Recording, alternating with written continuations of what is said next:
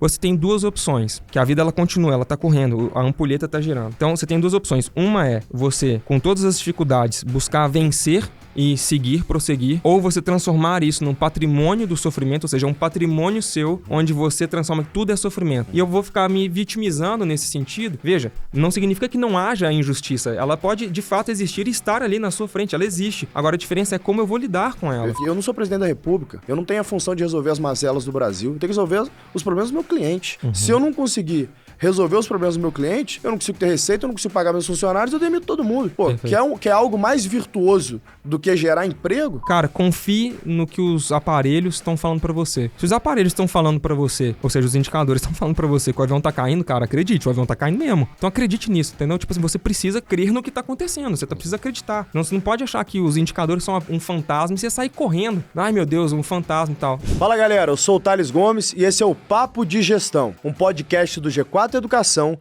em que eu converso com os maiores gestores do Brasil.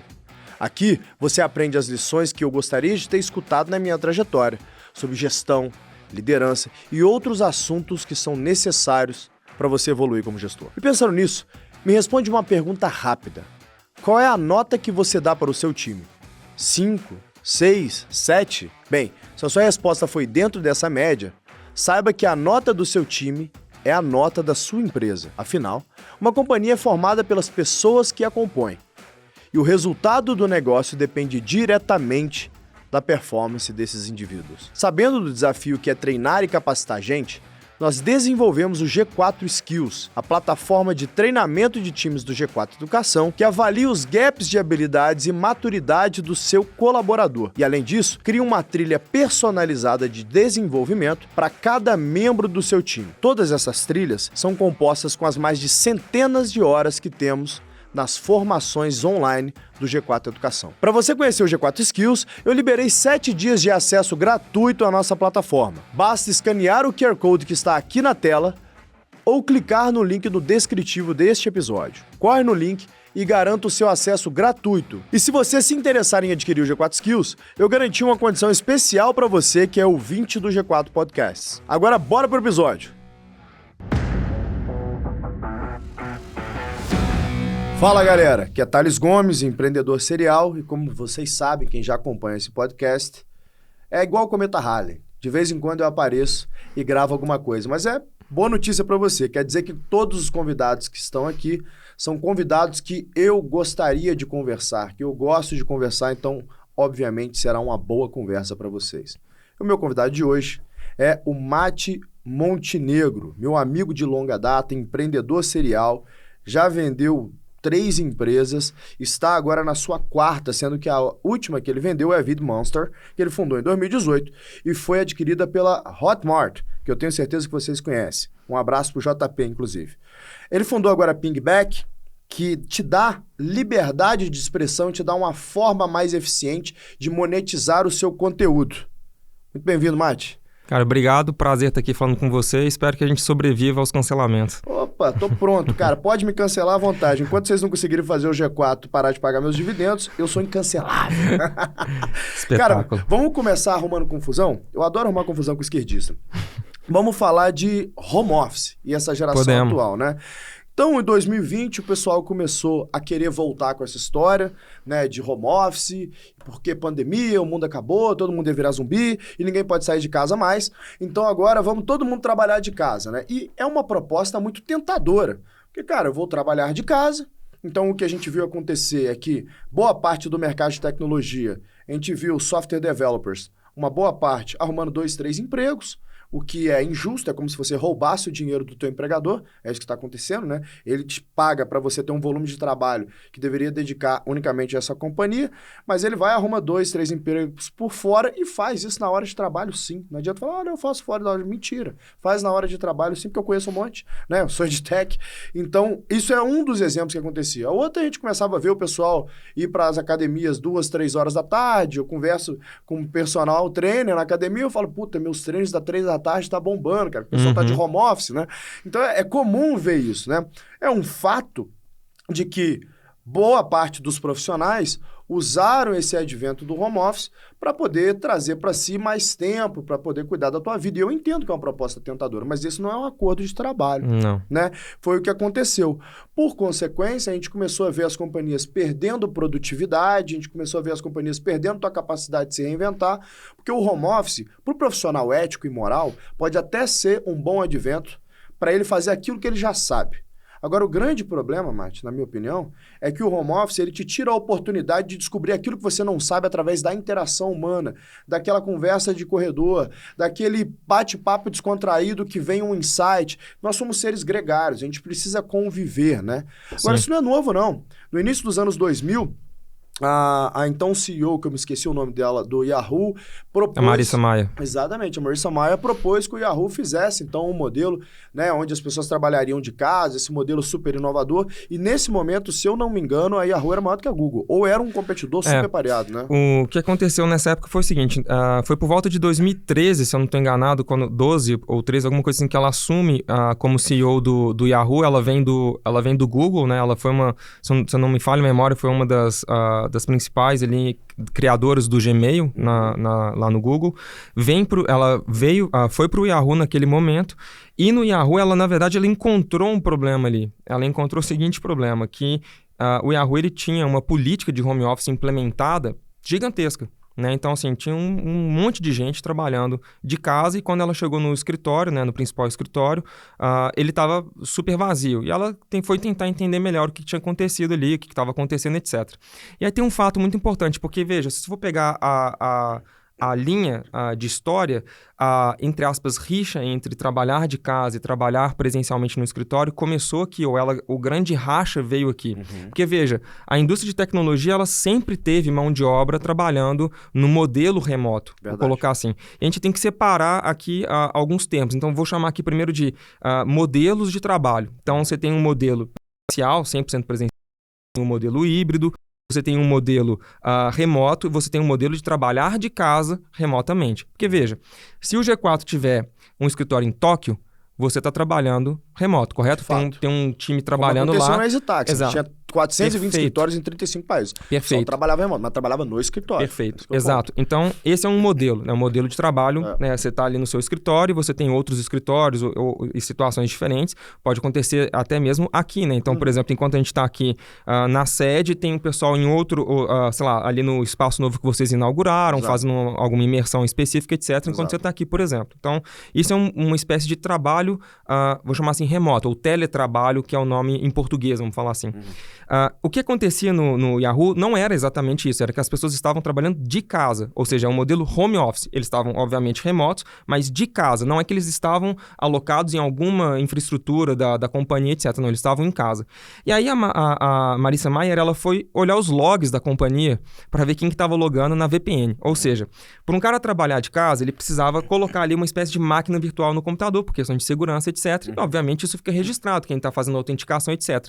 E ela percebeu, cara, que um monte de funcionários, a maioria mal fazia login nessa autenticação de VPN. Aí ela tomou um susto e falou assim, peraí, velho, cadê as pessoas? Não estão trabalhando. Então, o que ela fez? Ela falou assim, não, peraí, velho, eu preciso dar uma olhada nisso aqui. E aí, quando ela restitui o trabalho presencial, ou seja, ela fala para as pessoas voltarem para casa, para o trabalho, para o escritório, ela ainda fala o seguinte, olha, não tem problema se, poxa, vai um cara fazer instalação de TV a cabo, aconteceu uma coisa com a sua filha, você precisa resolver algum problema particular, não é isso. Não é essa flexibilidade que a gente chama. As pessoas confundem os termos, saca? A gente não tá falando de flexibilidade no trabalho, né? Um dia eu preciso chegar um pouco mais tarde, um dia eu preciso sair um pouco mais cedo. Não é isso que a gente tá falando, né? Não é essa rigidez que a gente tá falando aqui. Então ela falou o seguinte, olha, eu preciso que vocês voltem pro escritório, porque é aqui que a gente consegue florescer criatividade e uma série de outras coisas nesse sentido. E quando ela fez esse movimento, foi um barulho, foi um estardalhaço. O Richard Branson falou contra, escreveu artigo no seu blog pessoal contra. A Forbes, todo mundo matou a Marissa Mayer nesse sentido, transformou ela num bode expiatório contra o trabalho remoto. Ela, inclusive, fala assim, olha, eu não queria, no futuro, né, ela falou assim, eu não queria ter ficado, eu não queria que o meu legado fosse esse, que eu fosse conhecida por causa dessa rixa.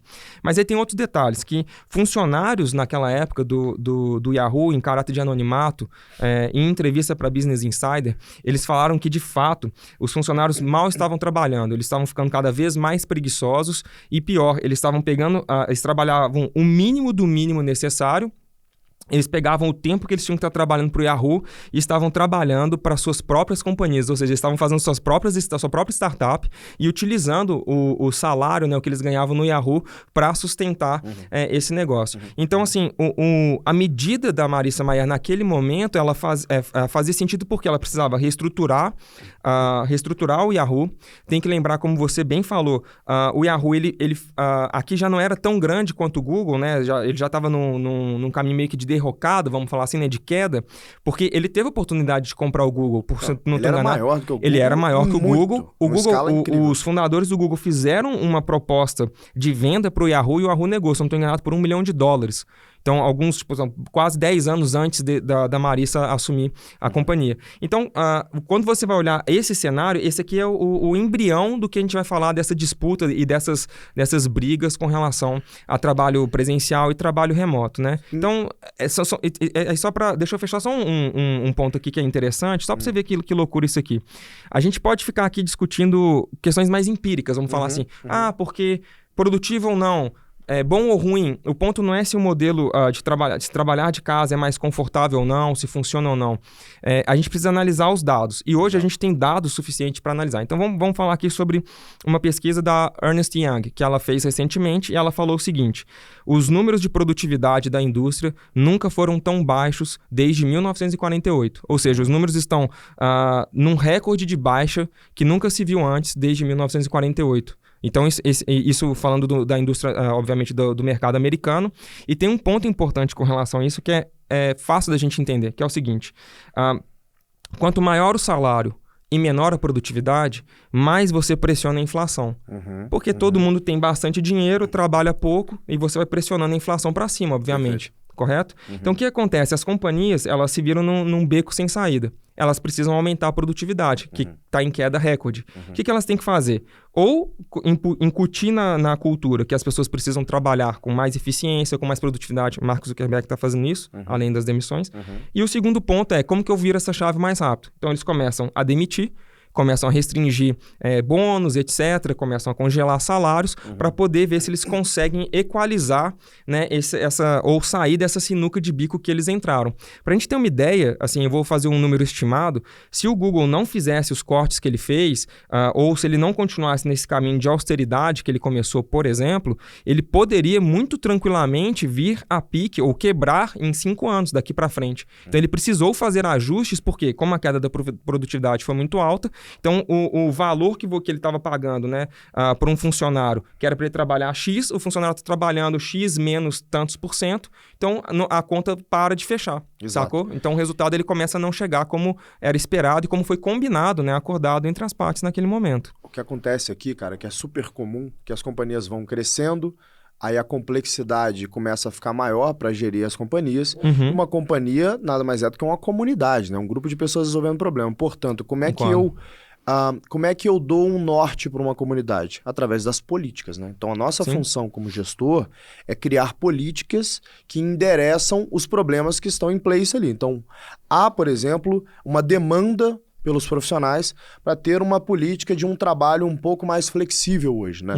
E sinceramente, assim, eu sou a favor de você ter um trabalho flexível, né? Então, eu não gosto de home office, mas trabalho flexível no G4 a gente aceita. Aqui, de segunda a sexta, você trabalha no escritório, sábado e domingo pode trabalhar em casa, não tem problema nenhum. É uma boa política flexível, né? Faz todo sentido. Mas, falando sobre política ainda, né? Na medida que a gente vai evoluindo na companhia e vão trazendo pessoas um pouco mais seniors, elas já vêm com alguns hábitos de outras companhias, vêm com algumas demandas de outras companhias e ajuda a gente a evoluir aquilo que a gente quer fazer, né? Então, ao longo dessas, sei lá, cara, 2 décadas e alguma coisa que eu tenho folha de pagamento para pagar, talvez uma das grandes evoluções que eu tive na minha vida como gestor é aprender a fazer política. Né? Então, cara, quais são as políticas, quais são os conjuntos de regras que a gente precisa colocar em place para resolver as demandas que a gente tem aqui, para garantir que a gente tem um alinhamento entre o que o colaborador quer e o que a companhia pode entregar, dado que a gente está vendo aquele resultado. Aonde que eu acho que se perdeu nesse caminho aí, tá? Eu acho que se perdeu quando a gente começou a parar de olhar aquilo que é importante para a companhia. A gente só olha aquilo que é importante para o colaborador, é aquilo que é importante para o que a mídia acha que é importante. E aí vem, né, aquele emaranhado de bullshitagem. Comitê de diversidade, comitê de sei o que lá. Cara, o que isso agrega para a companhia? Nada. Né? Isso aqui, eu não sou presidente da República. Eu não tenho a função de resolver as mazelas do Brasil. Eu tenho que resolver os problemas do meu cliente. Se eu não conseguir resolver os problemas do meu cliente, eu não consigo ter receita, eu não consigo pagar meus funcionários, eu demito todo mundo. Pô, que é algo mais virtuoso do que gerar emprego? Agora, se eu tiver que resolver as demandas que a mídia acha que eu tenho que resolver, mas está faltando o gênero A nesse tipo de cargo, está faltando a pessoa da raça B nesse outro tipo de cargo. E que hora que eu olho para a companhia? O que importa para a companhia mesmo? Então, é comum eu conversar hoje com fundadores, com CEOs de companhias, inclusive listados, e eles falam assim, eu sinto que minha companhia está sequestrada. Sim. Porque todas as vezes que eu quero fazer algum movimento aqui dentro da companhia, eu tenho uma revolta ali do time, e aí os caras ameaçam se demitir, eu tenho que fazer o que eles querem. Então a companhia deixou de ser, de fato, uma criadora de valor para os seus clientes, para ser uma atendedora de demandas externas que não necessariamente estão envolvidas ali. Então, é um agrupamento de grêmios estudantis dentro de uma companhia, né? À medida que a companhia vai crescendo, né, fica parecendo que tem uma coleção de sindicatos internos, né, e uma coleção de grêmios estudantis gritando, a maioria das vezes, né, palavras de ordem que, no fim, são palavras vazias. Porque quando você vai perguntar o verdadeiro significado, você vê que não existe, né? Então, quando, por exemplo, alguém fala assim, nossa, a gente precisa empoderar mais essa pessoa. Aí você pergunta assim, defina para mim empoderamento. O que você quer dizer com isso? Não, ela precisa ser mais protagonista. Mas o que significa dar protagonismo? Me fala, tipo, um conjunto, uma coleção de ações práticas de como essa pessoa se torna protagonista aqui dentro. Que me dá um passo a passo do que significa. Então, muitas vezes são coleções de argumentos vazios, são palavras de ordem, são palavras bonitas, mas que elas não têm não encostam na realidade de fato. Né? Então... E sabe qual é a minha preocupação?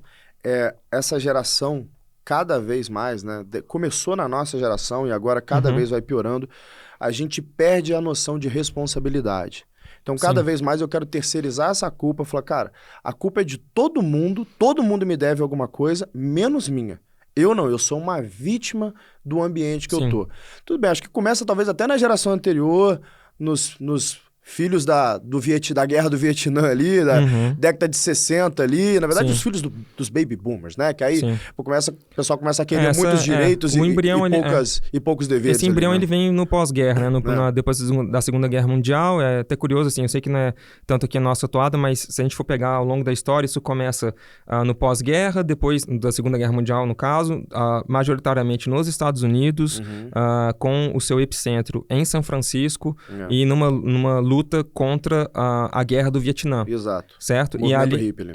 Exato. E aquele movimento ali, o movimento hippie, ele vai se juntar com outros movimentos diferentes, que defendiam causas diferentes, e eles vão utilizar um manual muito específico e particular para chamar a atenção, que é um manual de guerrilha de um cara que chama Fidel. Mentira, de um cara que chama Che Guevara. Então, tipo, eles pegaram o manual desse cara, né, desse expoente para eles, pegaram ali as técnicas que tinham, que era de escandalizar, que era de chamar a atenção pela agressividade, etc. Num primeiro momento, eles fazem movimentos nesse sentido, e aí aquele movimento que depois foi denominado de Flower Power, e o que acontece? Eles eram vistos como extremamente agressivos. A sociedade repelia o que eles estavam fazendo porque eles destruíam coisas, eles faziam baderna, quebrava, tipo uma espécie de black bloc, sabe? Assim, mais ou menos nesse sentido. Então eles viam, era um arrasa-quarteirão nesse sentido de sair destruindo as coisas com as suas passeatas, etc. E aí eles perceberam que isso estava dando errado e o que eles fizeram? Eles começaram a dar flores para os guardas, começaram a dar flores para os jornalistas, etc. E aí veio o nome Flower Power. Então, o tempo vai passando e a gente acha que era um movimento do amor, um movimento da paz, um movimento, né, dos moços bonzinhos contra a guerra, malvada, etc. Essas histórias, exato, né? E não foi isso que aconteceu. Na verdade, eram movimentos muito agressivos. Inclusive, eles fizeram um atentado dentro do Congresso americano. A pessoa que fez isso foi presa, explodiram uma bomba lá dentro, inclusive. Então, uma série de coisas assim muito absurdas que aconteceram naquela época que hoje não são tão retratadas faladas pela mídia ou não são trazidas à tona pela história, por uma questão de narrativa e de conveniência, né? Acho que o mais importante, até para endereçar o ponto que eu falei, né? Como é que eu não perco, então, o controle da minha companhia? Como é que eu consigo contratar gente, atender essas demandas? Porque senão eu não consigo contratar. Consegue sim. A gente Consegue. aqui no G4 tem mais de 350 funcionários, a empresa cresce pra caramba. Agora, eu não contrato qualquer pessoa. Eu contrato por alinhamento de cultura. Então, obviamente, a parte técnica nem se fala, tem que ser superior à média do mercado, porque a gente paga muito bem, mas tem o play de você ter um alinhamento cultural com a companhia. E eu não estou dizendo que você precisa estar politicamente alinhado, é um alinhamento cultural. Então, tem alguns elementos aqui da nossa cultura que são importantes. A valorização do trabalho duro, né? A valorização do produtor de riqueza, do empresário, a valorização pelo sistema que a gente está inserido, que é o sistema de livre trocas. Porque é o seguinte, como é que eu coloco para trabalhar na minha companhia uma pessoa que fala assim, eu odeio o empresário? O cara é meu cliente, pô. É o que a gente faz, a gente dá ferramentas... tem que morrer, nós temos que dominar as companhias. Eu não posso empregar essa pessoa, porque ela é inimiga do meu cliente. Ela é inimiga sua, em primeiro lugar. Exato, então eu não emprego essas pessoas. Agora, sei lá, eu tenho uma tendência mais progressista, eu tenho outras crenças diferentes, mas eu respeito a produção de riqueza. Às vezes o cara é do Partido Novo, né? Pode ser. Acho que todo ponto aqui é o seguinte, uma companhia, ela nasce como uma monarquia heróica. Então você tem aqui um monarca, que ele começa a empresa, e ele tem um sonho, e ele tem uma fundação de valores que ele quer refletir isso na tua companhia. E essa companhia vai crescendo, daqui a pouco você precisa de uma aristocracia, né? Para poder te ajudar a comandar essa companhia. Então a gente vira uma república. Eu tenho aqui um monarca, que é o presidente da companhia, mas que eu tenho os meus aristocratas, que são pessoas virtuosas, pessoas competentes, que querem, de fato, seguir nesse caminho de construção junto com a gente. Então eu divido o poder com essas pessoas que são pessoas que conhecem profundamente, tecnicamente, daquele assunto. O que eu não posso deixar acontecer é isso aqui virar um congresso nacional, ou seja, eu começar a enfiar um monte de oligarcas aqui dentro, né? Qual que é a diferença entre aristocrata e oligarca, né? O aristocrata são homens virtuosos, homens que estão pelo trabalho, que estão pelo legado, que de fato entendem daquilo que estão falando, e o oligarca ele é um aproveitador, né? Ele não paga o preço por estar errado, ele simplesmente quer estar lá porque ela é mais confortável. Acho que um grande exemplo que você pode pegar é o Paulo Guedes, ele é um aristocrata, o cara literalmente abriu mão de bilhões para estar ali naquela posição que ele estava para poder construir o Brasil, e pode pegar 90% do Congresso e Senado ali, são um bando, né, de oligarcas, né? Não estão ali pelo Brasil, estão por uma agenda própria. E é isso que eu sempre convido os nossos ouvintes a se preocupar. A sua companhia é uma companhia de aristocratas ou uma companhia de oligarcas? Porque o que mais tem hoje são companhias de oligarcas. E o efeito colateral que a gente tem visto hoje, as demissões em massa, principalmente no nosso setor em tech, por quê? Porque é companhia de oligarca. A boa parte das pessoas que estavam ali não estavam ali verdadeiramente para fazer o que tem que ser feito. Estava para fazer o que é conveniente. E eu te pergunto um negócio antes de eu te passar. Você fundou ali a VidMonster, não foi? Que você fundou em 2000 e... Foi em 2017, na verdade. 2017 e vendeu ali em 2019. 2019. A tua primeira grande startup ali que você fez foi a Bivid. Eu fiz foi 2010, 2011. Isso, exato. Eu fiz a EasyTax em 2011 também. E eu queria discorrer aqui sobre o que você vê de diferenças primordiais desse espaço aí de, sei lá, 12, 13 anos que a gente teve de lá para cá em gerenciar as pessoas, né? Vamos imaginar a molecada que entrava para trabalhar com a gente lá em 2011, né? Compara com a molecada que entra para trabalhar com a gente agora. O que você vê de diferença clara nesse ato aí de um pouco mais de 10 anos? Mas o que eu vejo...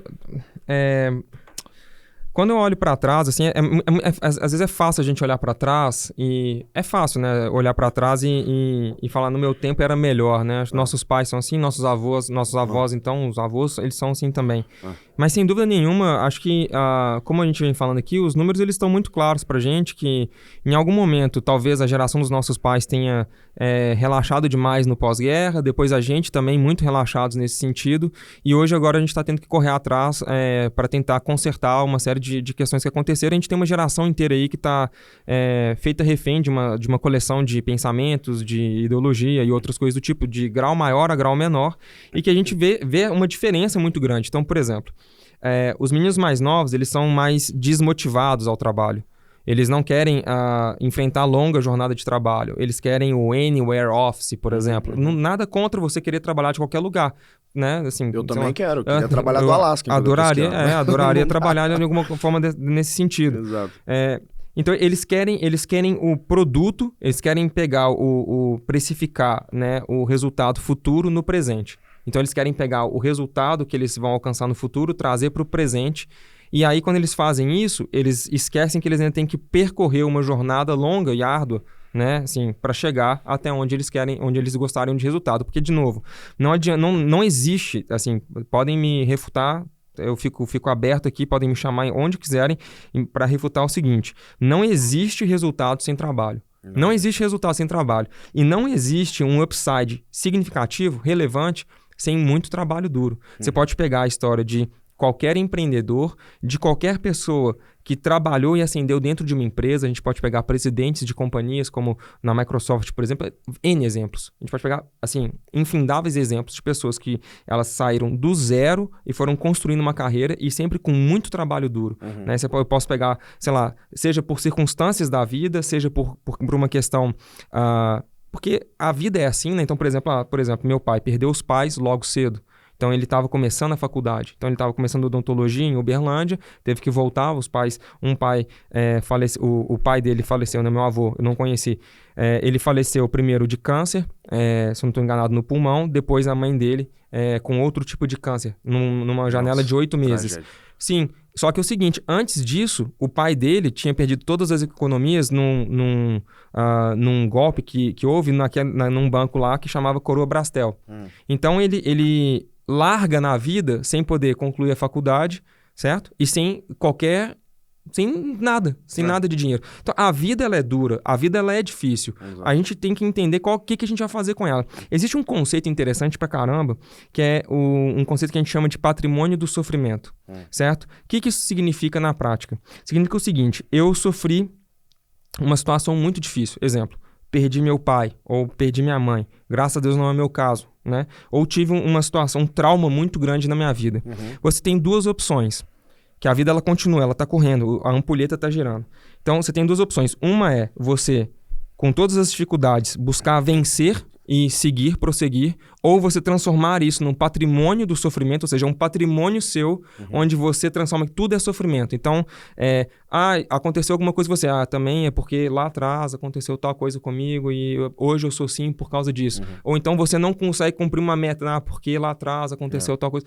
Então, a gente chama isso de patrimônio de sofrimento. Então, assim, se eu pegar assim, eu não consegui chegar, por exemplo, não consegui fazer faculdade, um exemplo, né? Vamos supor que eu não tivesse conseguido fazer faculdade. Eu vou falar assim, porque a sociedade é muito injusta, eu não tive oportunidade, na minha época não tinha cota, enfim, posso fazer um raciocínio como esse, por exemplo, sacou? E eu vou ficar me vitimizando nesse sentido. Veja, não significa que não haja injustiça, ela pode de fato existir e estar ali na sua frente, ela existe. Agora a diferença é como eu vou lidar com ela. Perfeito. Aristóteles vai dizer que o único caminho para uma vida virtuosa é através do sacrifício. Sim. Então, se você não está disposto a se sacrificar, você está reservado para você uma vida não virtuosa.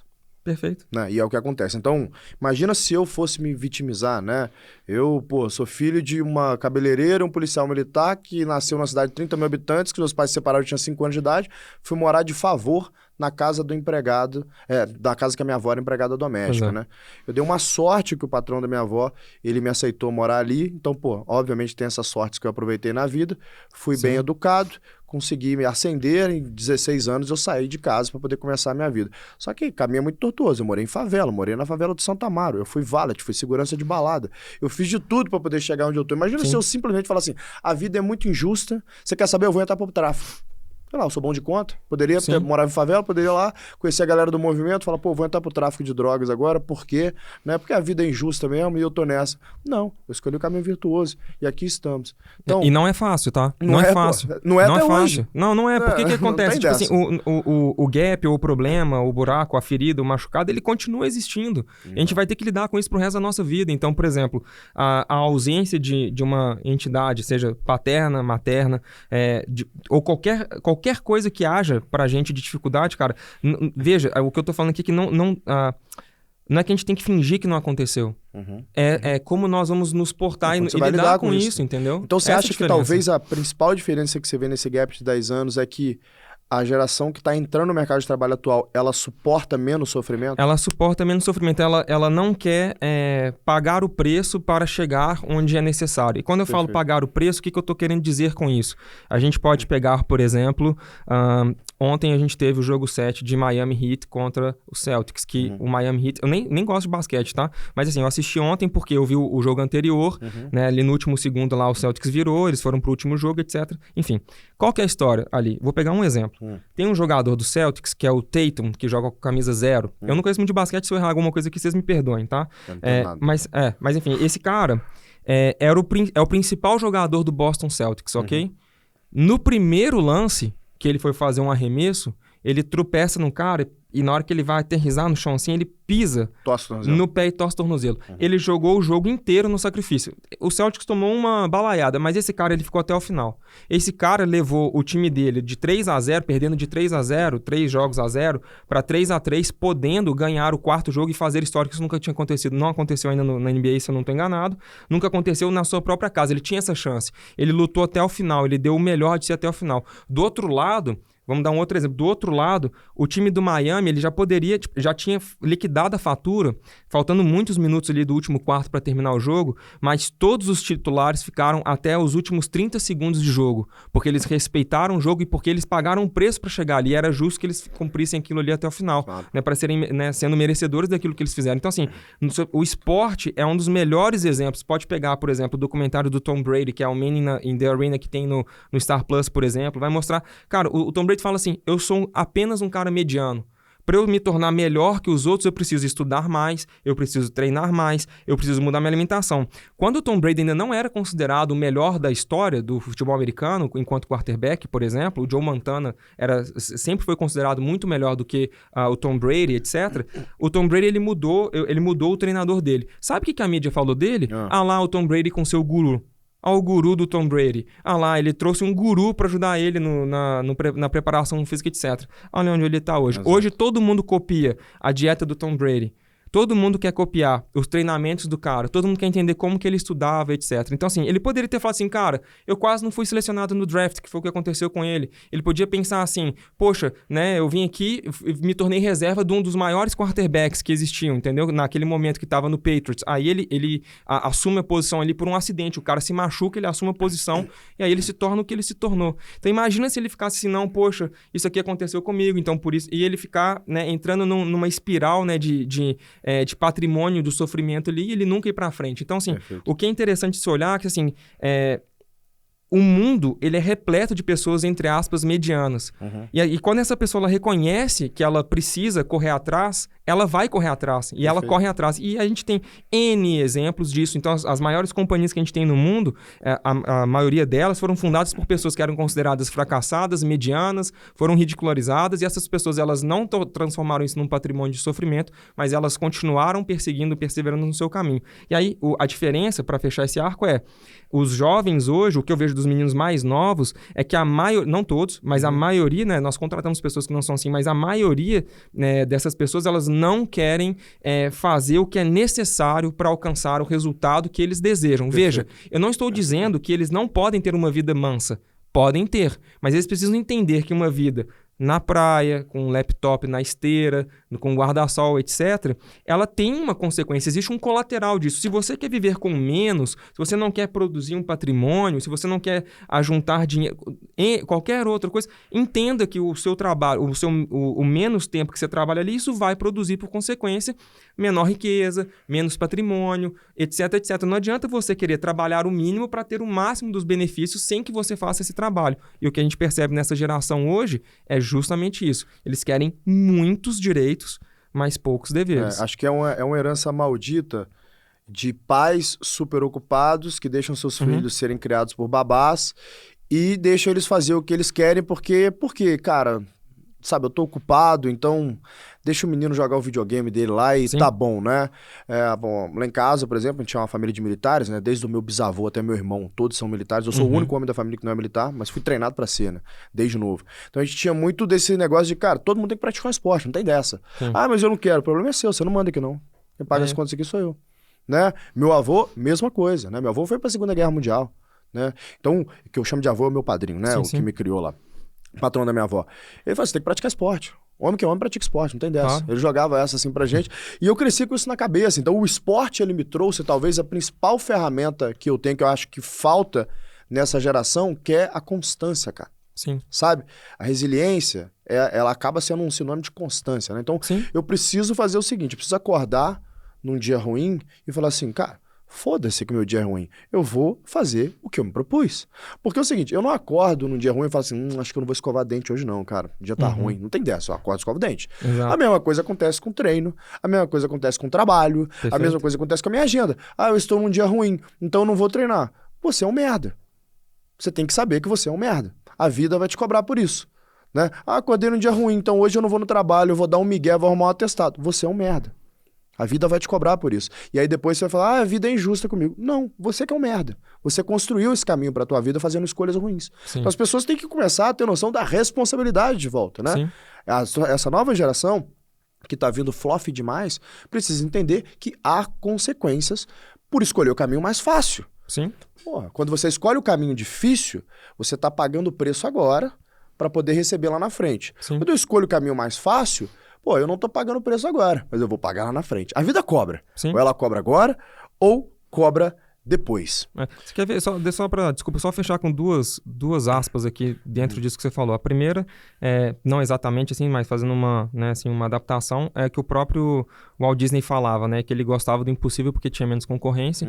E também o Paul Graham, ele vai falar a mesma coisa num livro que ele vai comparar artistas com desenvolvedores, é um livro muito clássico dele, que ele vai falar que o caminho mais difícil, ele é o melhor caminho a ser percorrido. Porque, de fato, ele é muito difícil de percorrer. Só que você tem que lembrar que quando você vence esse caminho e você chega no lugar onde você queria chegar, é muito difícil que alguém consiga fazer o mesmo que você. E se conseguir, serão poucos que farão a mesma coisa. Perfeito. Portanto, de fato, né, corroborando as duas frases, é um lugar onde tem, entre aspas, menos concorrência. É um pouco do que você fala também aqui, você já falou algo parecido com isso em outras oportunidades, não tem jeito. Quem trabalha duro, no longo prazo, ele acaba tendo menos concorrência. Claro, pô.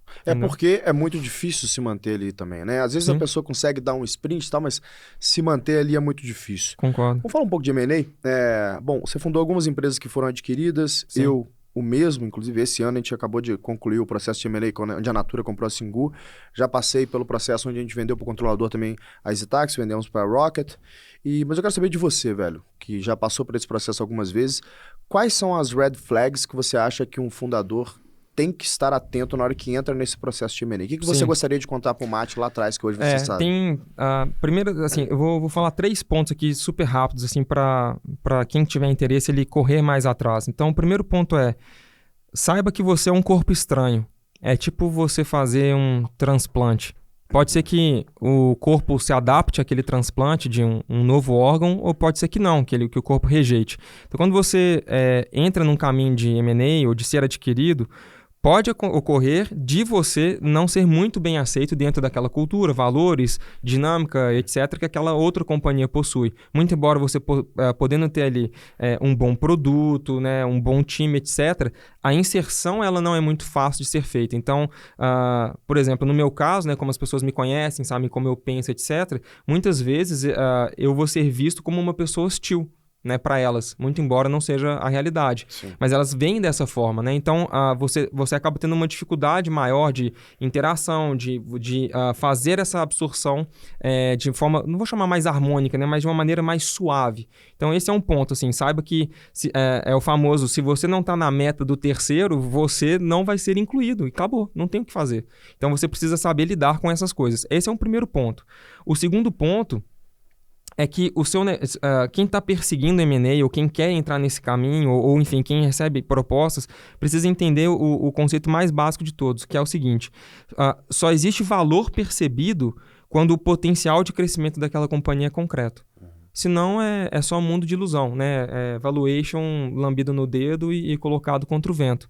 Né? Se você não consegue mostrar ali que existe, né, um crescimento, né, proposto ali concreto, você não vai conseguir avançar com isso. Esse é um segundo ponto muito importante que ajuda a aterrissar valuation, a negociação, né, de termos, etc., para onde eles vão pender mais. Esses são pontos importantes. Por exemplo, pô, vou ter earnout, ou seja, né, eu vou, sei lá, ganhar um pedaço no curto prazo aqui, né, daquela venda, mas eu tenho que correr atrás de metas, né, de longo prazo para completar, né, toda essa venda, né, toda essa saída nessa companhia. É um outro ponto importante. Deixa eu fazer um destaque em earnout, porque eu acabei de passar por isso.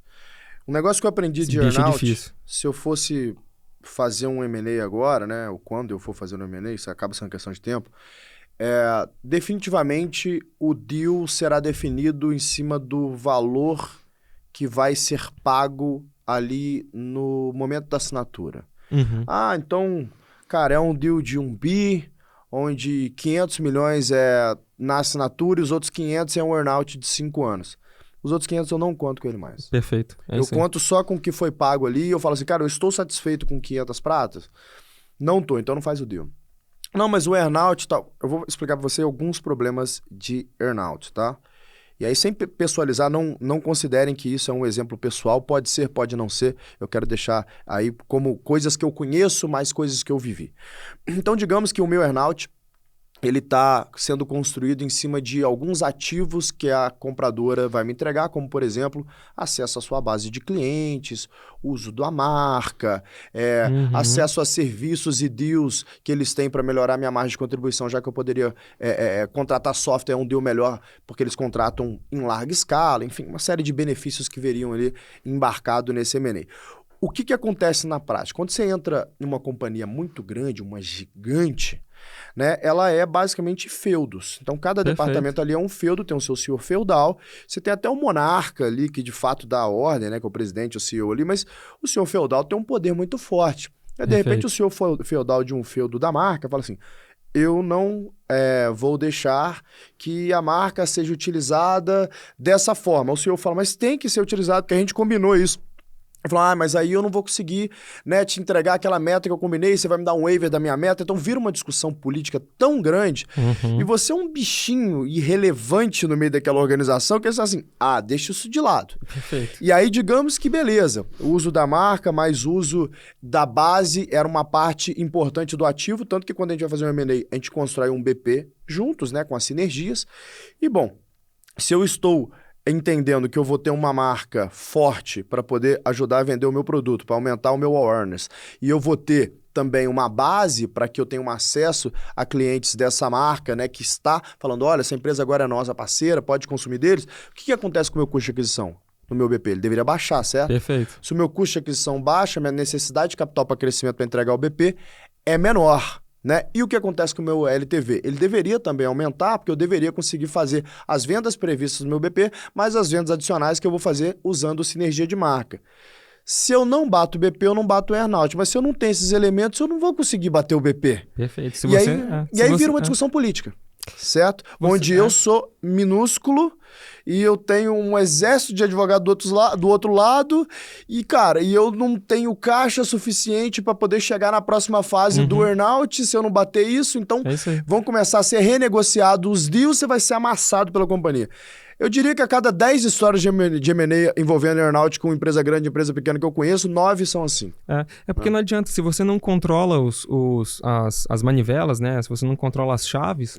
Não adianta de nada, entendeu? Então, por exemplo, nesse caso que você falou é verdadeiro. Talvez, se a gente pudesse definir aqui, né? Tipo, eu, na minha limitada experiência, eu falaria, eu concordo com você e são esses dois pontos. O primeiro ponto tenha tido como certo que o valor que você recebeu, entre aspas, upfront ali na assinatura do deal, é o valor que você vai receber, não conte com o resto, esse é o primeiro ponto. O segundo ponto se você entrar nessa jornada, saiba que se você não conseguir controlar os indicadores, né, ou as manivelas ali do earnout, a chance de você conseguir cumprir vai ser assim, mínima. Assim, pode acontecer, mas ela vai ser muito pequena.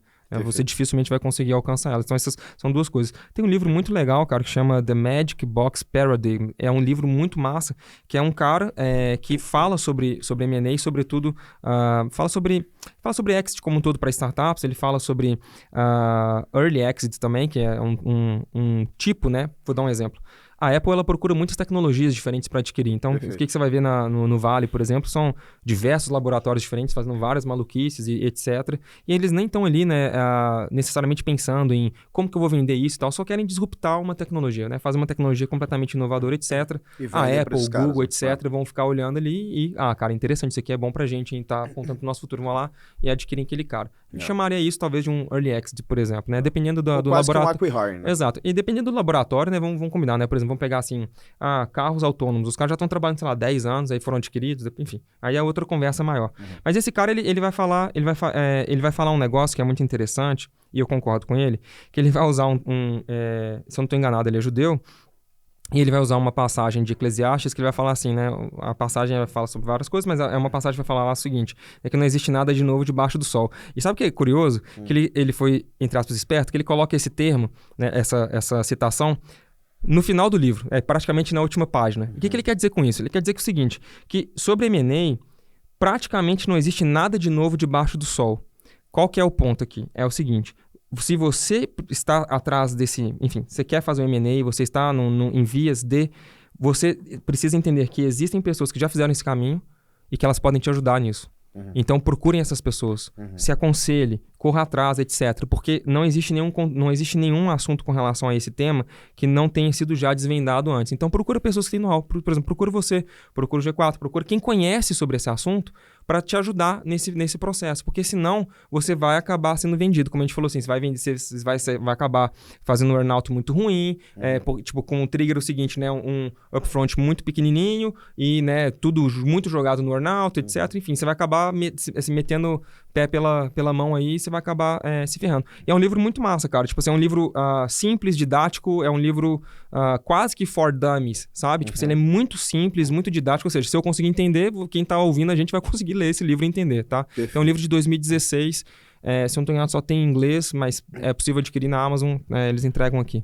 Isso, se você não sabe inglês, você tá pra trás, meu querido. Você tem que aprender inglês, isso aí é Perfeito. Tipo aprender a dirigir pra tirar carteira, sabe? Coisas básicas da vida. Ai, mas termo em inglês, que larga de ser frouxo, cara. Gasta um tempo da sua vida, aprenda inglês. Tem que aprender, não tem conversa. Mas, pô, eu não tive tempo. Mentira, cara, todo mundo tem tempo. Essa desculpa eu odeio, tá? O pessoal vira pra mim, mas eu não tenho tempo de aprender inglês. Eu não tenho tempo de treinar. Mentira. Cara, uma hora a mais ou a menos na tua vida não vai fazer a tua empresa quebrar ou fazer IPO. Tira uma hora pra fazer isso, pronto, pô. Eu sou muito agradecido, assim, eu já falei isso em outras oportunidades, com outras pessoas, em outros momentos parecidos com esse.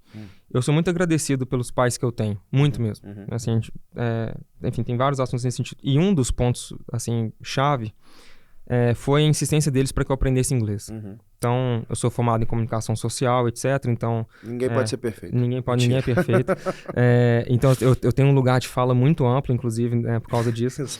Mas os meus pais insistiram muito para que eu fizesse inglês e eu ainda tinha uma mentalidade de, nossa, essa América imperialista, eu odeio inglês, eu odeio os americanos, etc. Eu tinha quando eu era muito mais novo, né? Quando eu era adolescente, natural, eu tinha esse pensamento completamente equivocado. Olha a doutrinação aonde ela chega. E meus pais, eles insistiram tanto, mas tanto, que hoje eu olho pra trás e falo, cara, meus pais insistiram muito, eu ainda gazeteei muita aula, não sei, matei muita aula, desculpa, eu não tenho muito antigo, então assim, matei muita aula, fiz, enfim, as pessoas falam assim, cara, tipo, como que esse cara vai aprender inglês, né? Meu pai sentava comigo aos sábados, então ele ditava coisas em inglês para mim, para eu poder digitar no computador e a gente ia traduzindo juntos, etc. Então olha só para você ver a importância do legado que a gente vai recebendo dos nossos pais, que a gente só vai percebendo isso no futuro, né? Muita gente fala assim, porque meu pai isso, meu pai aquilo, minha mãe isso, minha mãe aquilo, e a gente olha muito no ponto, assim, o que eles fizeram de errado com a gente ou o que eles erraram com a gente, ao invés de olhar assim, pelo menos assim, cara, meu pai, minha mãe, né, meus pais, eles me deram uma chance de percorrer essa jornada que eu tô vivo aqui porque meus pais me geraram. Por exemplo, entendeu? Pra mim, cara, eu acho que eu fui o primeiro membro da minha família a falar inglês, que é tudo bicho da roça, né, velho? É o que a gente normal. É mesmo. E eu arrumei um jeito lá em 2006 de ir pra África do Sul, quando ninguém nem sabia onde ficava a África do Sul. Pra você ter ideia, quando eu cheguei na África do Sul, existia a separação ainda de vagões pra negros e vagões pra brancos. Loucura, né? Era uma loucura, cara. Então é muito antes de Copa do Mundo selado, o pessoal sabia que é a África do Sul. Eu fui morar na África do Sul, por quê? Porque eu ganhei uma bolsa, era o lugar mais barato para você aprender inglês, Então eu falei, cara, juntei um dinheirinho, vou pra lá aprender inglês, fiquei uns meses lá, quase nada. Mas, cara, aprendi rapidinho inglês e isso mudou a minha vida. Eu não estaria onde eu tô se eu não soubesse falar inglês, cara. Perfeito. Eu falo mesmo, e por isso que eu falo assim, a gratidão, ela vai aumentando. E a minha dívida com os meus pais, né, é engraçado isso. A gente vai descobrindo que ela é muito maior do que a gente pode imaginar. Então, pelo menos no meu caso. Então, eu vou vivendo a vida e progressivamente eu vou vendo o quanto eu devo aos meus pais, o quanto eles se sacrificaram por mim e pelo meu irmão, sabe? Legal, então, cara. essa questão do inglês cara, é importante frisar isso. Porque a gente não tá falando assim, aprenda inglês porque, os americanos... Não é isso. Vamos pegar um fato frio aqui.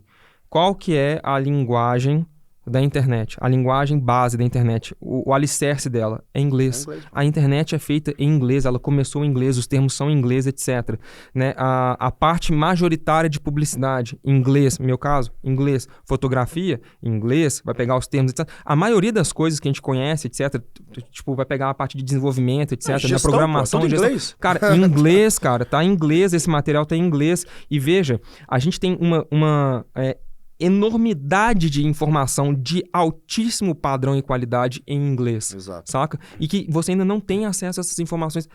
O gap está cada vez menor, mas você ainda não tem tanto acesso a essas informações, sobretudo as mais antigas, que são perenes. A gente ainda não tem tanto acesso disso em português. Se você quer se tornar uma mente independente, vamos falar assim, pensar por si, né, você ter a sua própria razão. Ter acesso ao conteúdo cru saber, ali, né? Saber o que você está fazendo, beber na fonte. É importante saber inglês. Aprende na força do ódio. Aprende odiando americano. Continua, não tem... Cara, se você, né, se a pessoa não tem problema, mas aprende. Vai, igual a gente brinca, né? Vai na força do ódio, mas aprende inglês, porque isso desbloqueia informação, conteúdo direto na fonte, sem influência, né, ou com o mínimo de influência, sacou? Então, esse é um dos pontos, assim cruciais, na minha opinião. Queria pegar um recorte de parte do que você falou pela tua gratidão à sua família, né, aos seus pais, né? E a gente vive uma era de demonização dos valores fundamentais para a construção da humanidade. Sim. E aí, você tem que ser muito ignorante para poder negar o protagonismo do cristianismo para a construção da maior e melhor civilização que já foi construída. Melhor por qual critério? O que você está analisando? Produção de riqueza. Tão simples quanto isso. Então tá aí um critério para você. A maior e melhor civilização já construída na história, a civilização ocidental, que foi construída, cunhada pelo cristianismo, né? E o cristianismo, ele traz alguns valores importantes ali, como valorização da família, né? Como resiliência, né? Como cuidado com o próximo, né? A caridade, né? Que são os valores cardeais ali, a busca pela virtude, tudo isso que a gente está trazendo aqui, né? Sim. Eu não sou um homem religioso, eu sou um homem em busca da religião, há uma diferença gigante nisso, mas eu queria entender de você, né, como um cara virtuoso, como um cara religioso, o quanto que o cristianismo, o quanto que a religião te ajuda no dia a dia a construir esse alicerce que você tem para poder entregar valor. Tá. Se eu pudesse agradecer uma coisa só aos meus pais, uma só, foi eles terem me apresentado o Evangelho, né? Terem me apresentado quem é Jesus, o que ele significa. Isso foi o maior bem que eles me deram, né? Obviamente me deram a vida e, né, a vida que eu tenho hoje foi gerada por eles e esse é o maior bem, o maior patrimônio, é o maior legado que eles deram a mim, né? Me ensinar o valor das escrituras, né? Da Bíblia, que a gente chama, mostrar quem é a pessoa, né, de Cristo, tudo isso é o mais importante, na minha opinião, né? Na minha história de vida, é o que é mais importante, eu poderia ter, cara, assim, eu posso esquecer o resto, entendeu? Eu espero que não, mas posso esquecer o resto de todas as coisas que eles fizeram e fazem até hoje por mim. Esse é o maior legado, esse é o maior valor que eles deram para mim. Ensinar a mim e meu irmão segundo os ensinamentos de Jesus, segundo os ensinamentos de Cristo, segundo a palavra. Isso pra gente foi muito importante, para mim foi muito fundamental e continua sendo o maior legado, né? O principal legado, o legado, né? Para minha vida. Então isso de fato é algo muito importante para mim. Então, assim, hoje, se a gente for observar hoje, cara, tipo, as coisas vão ficando cada vez mais difíceis, né? Eu tenho 2 filhos pequenos, né? Eu tenho o Samuel de 5, a Beatriz de 3. Então, por exemplo, minha esposa, ela deixou de trabalhar para cuidar das crianças durante essa fase, né? Incrível. E é engraçado, né? A mulher pode ser o que ela quiser, menos dona de casa, entre aspas, né? Minha esposa, ela é qualquer coisa menos dona de casa. É engraçado. Só fazer um destaque nisso aí, que Claro. até ontem eu estava num debate acerca disso, e o quanto eu admiro a mulher que abdica da sua carreira para construir uma família, para criar humanos direitos, para formar engenheiros, para formar médicos, para formar advogados, para formar profissionais que vão construir a sociedade. Porque eu acho que é um caminho muito mais fácil para uma mulher hoje, que é educada, que ela tem acesso ao mercado de trabalho, muito mais fácil escolher a carreira. Sim. Não, eu quero ser uma mulher independente, eu não quero depender de homem, eu vou escolher a carreira. É muito mais fácil. Mais difícil ela falar assim, não, eu sou uma mulher educada, eu tenho condições de construir uma carreira, mas eu vou me sacrificar pela minha família para construir, para formar seres humanos direitos sobre os meus valores. Exato. Não o valor da babá que cuida dele, sobre Exato. os meus valores. Eu tenho uma admiração gigante e cada vez maior por mulheres que fazem essa escolha e principalmente por homens que suportam a mulher nessa escolha. Que a mulher, definitivamente, ela é o principal alicerce de um lar. Você não tem um lar sem uma mulher. Não tem como. Então, muito difícil. Esses valores cardeais que a gente estava citando aqui, as mulheres são geralmente imbuídas dele. Sim. As mulheres são mais organizadas do que nós, as mulheres são mais sábias, a gente é muito impulsivo, a mulher é muito menos impulsiva, a mulher, ela sabe cuidar muito melhor. A mulher, eu acho que na média, se você fizesse um estudo, posso falar bobagem, pelo menos as mulheres que eu conheço, na média, elas são mais inteligentes do que os homens, assim, quando eu pego. E inteligência eu falo um conjunto como um todo, não só inteligência técnica, mas também inteligência emocional. Tanto é que é um fato, acho que isso aí todo mundo concorda, que a mulher, ela amadurece muito mais rápido que o homem, né?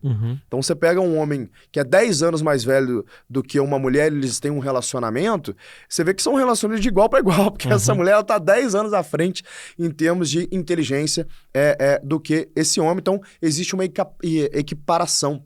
A gente tem essa discrepância de tempo entre o relacionamento. Então, eu tenho uma admiração profunda. Eu diria que eu tenho uma admiração ainda mais profunda por aquelas mulheres que gostariam de dedicar unicamente à sua família, mas elas não podem, porque a vida não permite. Porque é isso aí mesmo, o mundo não é um mar de rosa, o mundo é uma selva e nem sempre dá para fazer as coisas, na verdade, quase nunca dá para fazer as coisas que a gente gostaria, né? Sim. Então, uma admiração ainda mais profunda por aquelas mulheres que, apesar de terem que trabalhar para poder sustentar a tua família, elas ainda dedicam o restinho de tempo que sobrou antes de dormir ali para poder cuidar dos seus filhos, para poder dar atenção à tua família. Sim, e eu concordo, não poderia concordar mais. Vamos pegar aqui o exemplo prático. Horizonte, tô aqui, vim de avião hoje cedo, etc. Playboy, pô. Pô. Aí, 10 anos atrás vinha de ônibus. Exatamente. Tipo assim, não, né, eu tenho que, tipo, aí, olha só que loucura. Eu não queria ficar mais tempo fora de casa. Então eu volto hoje no final do dia. Só que olha só, como que é a nossa dinâmica em casa, né? Então, eu sempre tento estar em casa, né? Assim, a maioria das vezes, né? Tento estar em casa. Não só para estar com as crianças, né? Com tempo de qualidade, mas também a quantidade de tempo ali, ela ser boa. Mas eu coloco as crianças para dormir junto com a minha esposa, etc. A gente faz isso juntos, enquanto família, etc.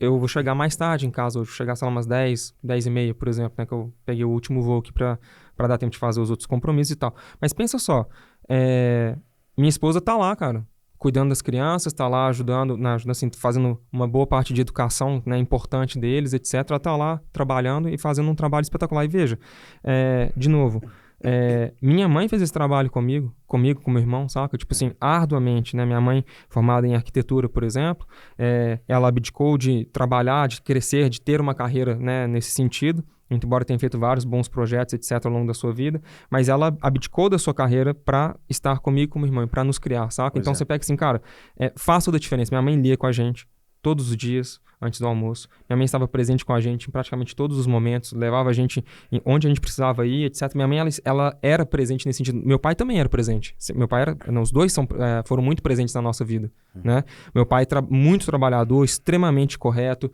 né? Pagando as suas contas em dia, um exemplo de retidão, de pagar impostos quando, né? A gente sabe como é que a situação aqui é tão difícil, etc. A gente brincava na época que era preferível ficar só com o pagamento dos impostos e dar o resto pro governo, né? A gente gente ficaria ficaria rico, né? Literalmente. Exato. Então, a gente faria essa troca tranquilamente. Então, assim, né, como meu pai foi muito batalhador durante, né, a sua vida, etc. Então, tudo isso corroborou ali para que a gente tivesse um lar, né, para que a gente tivesse uma família minimamente estruturada, etc. Então, isso é um valor muito importante.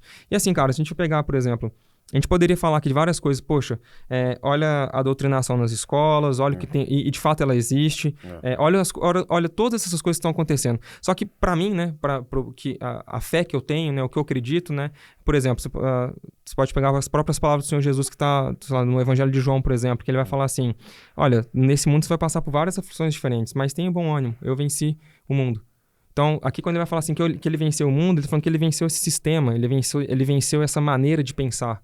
Então, eu tenho um alicerce e eu tenho uma paz, sabe? Que, tipo, eu estou lutando por valores que eu sei que, tipo, vão proteger minha família, minha família vai estar cuidada. Então, por exemplo, outra fala, né, que ele faz, que Jesus fala, que é o seguinte, olha, eu não quero tirar vocês desse sistema. Na verdade, eu quero que vocês sejam livres do mal. Então, o chamamento de um cristão, né, o chamamento de quem segue a Cristo não é sair desse sistema, necessariamente, mas obviamente criar uma proteção, né?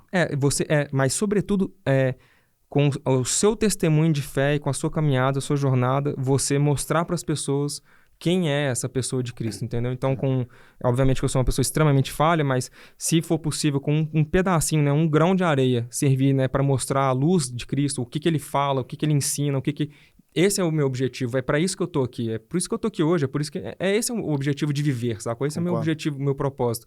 Então, esse é um alento muito grande, porque a gente vai falar assim, os dias são maus, os dias são mais difíceis, eu tô desesperançado, mudou o governo, eu não gosto do presidente. Se faz uma conta rápida aí, você vai ter mais presidentes que você não gosta do que você gosta, mais presidentes que você tem pouco alinhamento ou quase nenhum alinhamento do que o contrário. E a vida é assim, infelizmente a vida é assim, ela é dura, ela é difícil, etc. Mas esse é o ponto, né? Por exemplo, se eu pegar outra passagem que o próprio Senhor Jesus vai falar assim, olha, não se inquiete com o dia de amanhã. Então, assim, você está preocupado com o dia de amanhã, se você vai ter o que comer, se você vai ter o que beber, cara, calma. Né? Amanhã vai ter os seus próprios cuidados. Basta, né, ao seu próprio dia ali o seu mal. Então, cada dia tem o seu mal, tem sua dificuldade, suas adversidades. Então, calma, tenha paz, fica tranquilo. Né? Não, tipo assim, não tem mais. Essa estrutura pra gente, cara, esse alicerce, ele é extremamente importante. Porque, desculpa alongar nesse ponto, mas por que ele é importante na minha percepção de vida? Porque ele mostra pra gente, ou pra mim, no caso, que não importa o que por exemplo, né, Deus Pai, ou o que o Senhor Jesus ele pode me dar, né, ou ele pode me entregar de benefícios, etc. Ele vai me dar um milagre, ele vai fazer tal coisa, vai curar a pessoa que está... Não é isso, cara. A pessoa dele em si é suficiente, sacou? E é isso que dá paz, dá alicerce pra gente poder... pra minha esposa... E detalhe, só pra você entender, e me desculpa falar dessa maneira aqui tão abertamente, minha esposa me perdoe, mas, por exemplo, minha esposa ela é chilena, tá? E ela é chilena do sul. Então, ela tem uma pele de cor um pouco mais escura, ok? Na região que a gente mora, ela já foi confundida como babá das crianças, por exemplo. Sim. Eu nem vou entrar no aspecto que, tipo assim, que coisa mais ridícula, né? Mas ok, a gente tem 2 filhos café com leite, né? Meu filho é mais da cor dela e minha filha é branquelona, assim, azeda, tipo eu. Então, cara, ela é criticada por estar em casa. Ela sofre uma série de pressões nesse sentido, saca? Mas a gente é um time, a gente tá junto nessa jornada, a gente se cobre, por exemplo, ela tá me cobrindo por eu estar aqui hoje, sacou? E vice-versa. Esse é um jogo em equipe que a gente tem, é um trabalho de família que a gente tem, que a gente acredita, e o que dá paz pra gente, o que em meio à adversidade, os desafios, e como eu falei assim, porque a gente querer fazer as coisas certas, levam a gente pra um caminho mais duro. Perfeito. Correto? Perfeito. Então, assim, o caminho é mais duro, ele é mais difícil, ele é mais íngreme, a gente tem mais portas fechadas, etc. Só o fato de eu estar me manifestando aqui, cara, você não faz ideia a quantidade de portas que se fecham, não por eu falar alguma coisa de conservadorismo ou de direita, não, por eu falar que eu sou cristão. Então, mas é o preço, e tá tudo certo, sabe? Eu sinto que há verdadeiramente uma guerra contra os valores cristãos. Sim. Não é que as pessoas falam assim, eu discordo dos seus valores, mas vive a tua vida aí, que é como a gente trata eles, né? Você fala, cara, eu discordo das suas posições, mas vive a tua vida aí. Perfeito. Né? Se você quer casar com uma pessoa do mesmo gênero, eu não casaria, mas o problema é seu, né? Quem vai casar é você, seja feliz, né? Essa é a nossa postura com relação a algumas dessas pautas mais progressistas. A postura dos progressistas, quando olham para nós, né, conservadores ou até libertários, eu acabo ficando pendendo, ultimamente eu tenho pendendo bastante entre as duas caixinhas, Sim. é diferente. Assim, eu quero que vocês, a postura deles é, literalmente com essas palavras, eu quero que vocês morram. Eu não Sim. quero vocês aqui. Sim. É isso, não existe tolerância, só existe tolerância do nosso lado. É isso mesmo. E aí eles te acusam do que eles são, né? Sim. Intolerantes. E de novo, eu disse, eu não sou cristão, apesar de ter crescido na igreja católica, minha família é católica, minha mãe é evangélica, e eu fiz primeiro a Eucaristia. Eu me afastei do cristianismo por várias questões que eu tenho, e comecei a me aproximar do cristianismo, cara, porque, sinceramente, eu comecei a olhar, eu sou uma pessoa muito observadora e data-driven. Então eu começo a olhar e falo assim, peraí, quem são as pessoas que eu admiro? São homens e mulheres cristãos, casados, com uma família estruturada e trabalhadores. Quais são os valores dessas pessoas, né? Quem são as pessoas que eu não admiro? São a antítese disso. Uhum. Né? Aquela galera que é literalmente a antítese disso. Não precisa entrar no detalhe. Sim.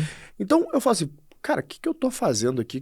Por que esse negócio não encaixa na minha vida? Então, o caminho que eu achei para eu poder entender mais sobre essa vida cristã é através da filosofia. Eu sempre gostei de filosofia. Falei, cara, deixa eu mergulhar, deixa eu começar a, de fato, estudar filosofia. Então, eu faço parte de uma escola de filosofia, e a gente estuda filosofia lá. Eu achei bem interessante, inclusive. Inclusive, tem uma lista de literatura espetacular. É bizarro. Muito bom. Para mim, está sendo muito gratificante, porque a origem do conhecimento ocidental nasce da filosofia, né? Então você tem ali Platão, você tem Aristóteles, e aí você vem os grandes conquistadores, Alexandre, Carlos Magno, alguns dos Césares, então eles vêm trazendo isso, essa origem para cá, e depois começam os cristãos, quando o cristianismo, bom, Aristóteles viveu 700 anos antes de Cristo, né? Mas quando vem o cristianismo, então você começa a trazer Dante Alighieri, Santo Agostinho, grandes pensadores, e a religião sim, a salvaguarda do conhecimento humano, porque quando um conquistador conquistava uma região, eles pegavam, eles matavam todo mundo, estupravam as mulheres, os injustos, né? Não os justos. Estupravam as mulheres, escravizavam as crianças e destruíam o conhecimento. Perfeito. Does it ring a bell, né? O que o pessoal tá querendo fazer aqui sobre destruição de conhecimento? Eles destruíam a história, destruíam a cultura. Não, quero fazer um reset nessa cultura, agora eu vou impor a minha cultura, né? Does it ring a bell? De novo eu pergunto isso. O ponto é, o que os monges cristãos faziam então? Os monges pegavam os livros ali, levavam para os monastérios, lá dentro, lá escondidinho, lá, escrevia tudo, passava tudo à mão pro latim para poder manter o conhecimento. Então, se a gente tem hoje conhecimento histórico, se a gente tem hoje boa parte da origem do conhecimento humano, a gente tem por causa do cristianismo, Sim. que foi uma salvaguarda para o conhecimento. Mas mais importante que isso, né? Alguns dos grandes pensadores da humanidade, mesmo período pré-cristão, aí eu vou falar de Aristóteles e Platão, eles já falavam da importância da fé, né? De você ter uma fé como alicerce. Então, eu não consigo hoje conceber o desenho de uma fé como pessoas mais virtuosas como como você e outras pessoas que eu convivo, conseguem. Eu tenho muitas dúvidas. Eu falei, cara, eu vou mergulhar na filosofia que eu começo a ter algumas respostas. Eu começo a ter algumas respostas. E primeiro eu começo a falar assim, peraí, eu não sou cristão, eu não frequento a Santa Igreja. Mas os valores que estão imbuídos ali, eu me visto deles. Só que eu me visto deles em alguns momentos de maneira falha. E aí a gente descobre que todo mundo se veste de maneira falha. Eu falei, então peraí, então acho que eu sou meio cristão sim, porque esses valores cardeais aqui são os valores que eu considero importantes para minha vida e que eu não abro mão deles. Bom ponto. E aí eu começo a ler a Bíblia, e eu começo a ver que a Bíblia, na verdade, ela é quase que um manual de felicidade. Assim, cara, você quer ser feliz? Então tem essas coisas aqui que você deveria fazer. Muitas das coisas que a gente já faz. E eu começo a ver, então, o cristianismo como, de fato, uma proteção que você tem contra os seus desejos viciosos. Então, eu diria que... Bom, eu tenho 36 anos, eu não sou casado. Eu diria que é quase impossível você ser um homem, na minha condição de vida, como sou hoje, casado e feliz se você não for cristão. Não tem como. Por quê? Porque a vida é muito líquida, os relacionamentos são muito líquidos, há muita oferta o tempo inteiro para novas relações, para conhecer novas pessoas. E você começa a falar assim, o custo de oportunidade é muito grande, por que eu vou casar? Não faz sentido nenhum. Sim. Mas, opa, faz sentido demais.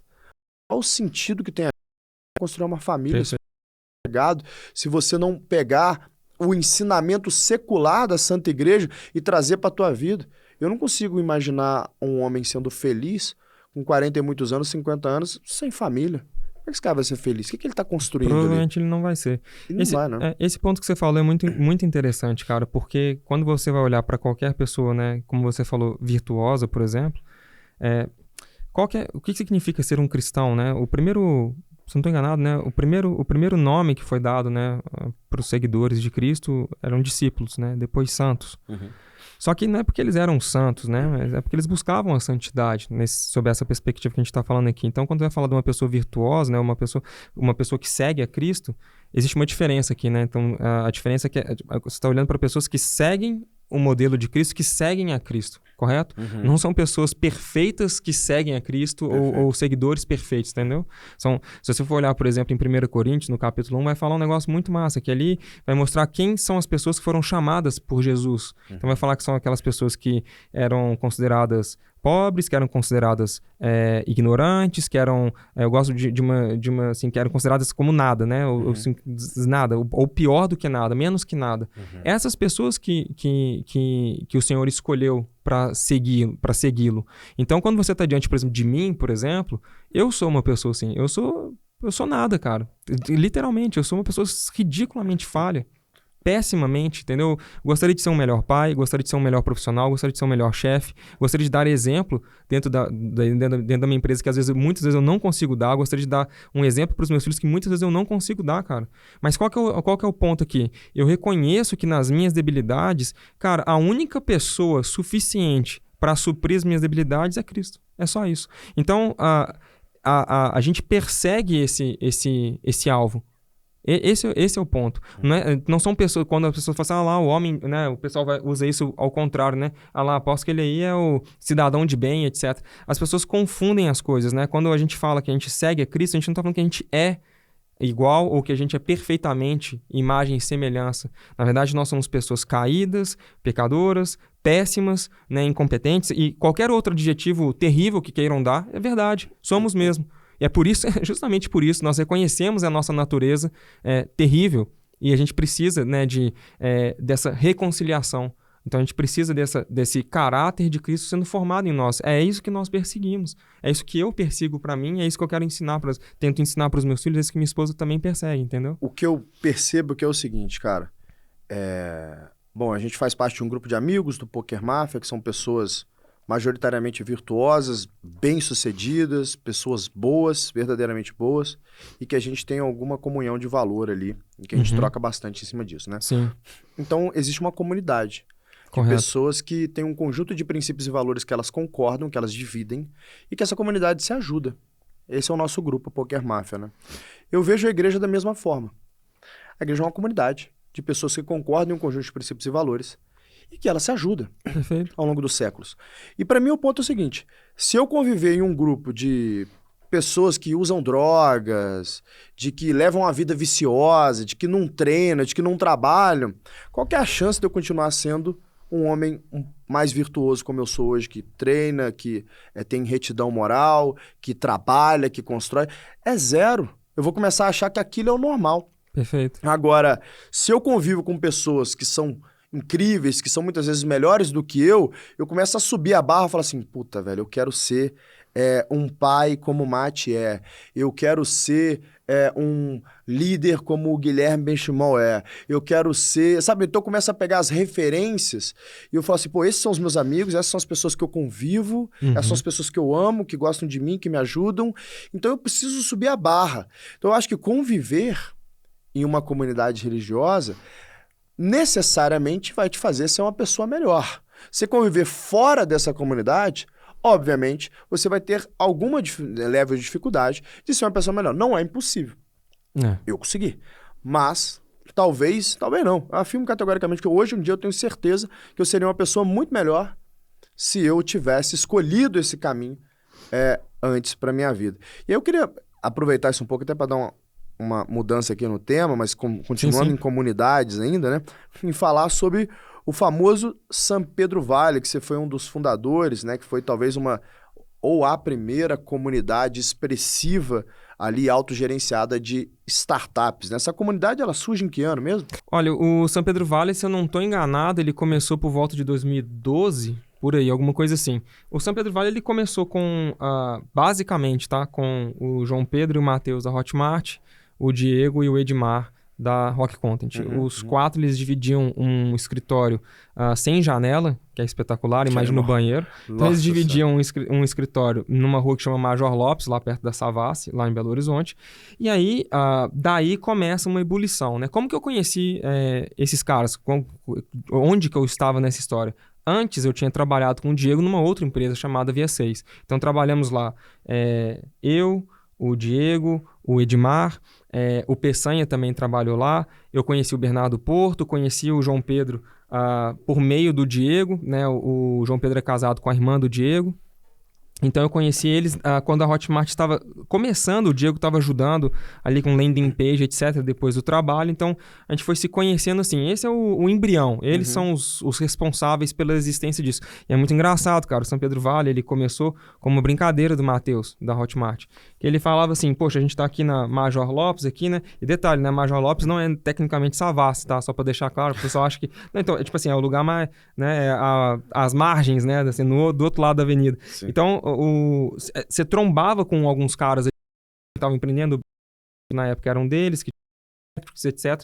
E a gente ia, poxa, num perímetro onde era tudo mais barato, os escritórios eram mais baratos, né? Você tinha esses aluguéis mais em conta, você ia trombando com outros empreendedores ali. E aí o Matheus, ele fez uma brincadeira, porque no Vale, por muito tempo foi assim, né? Você trombar com... Até hoje eu não sei como é que tá, mas até antes da pandemia ainda era assim.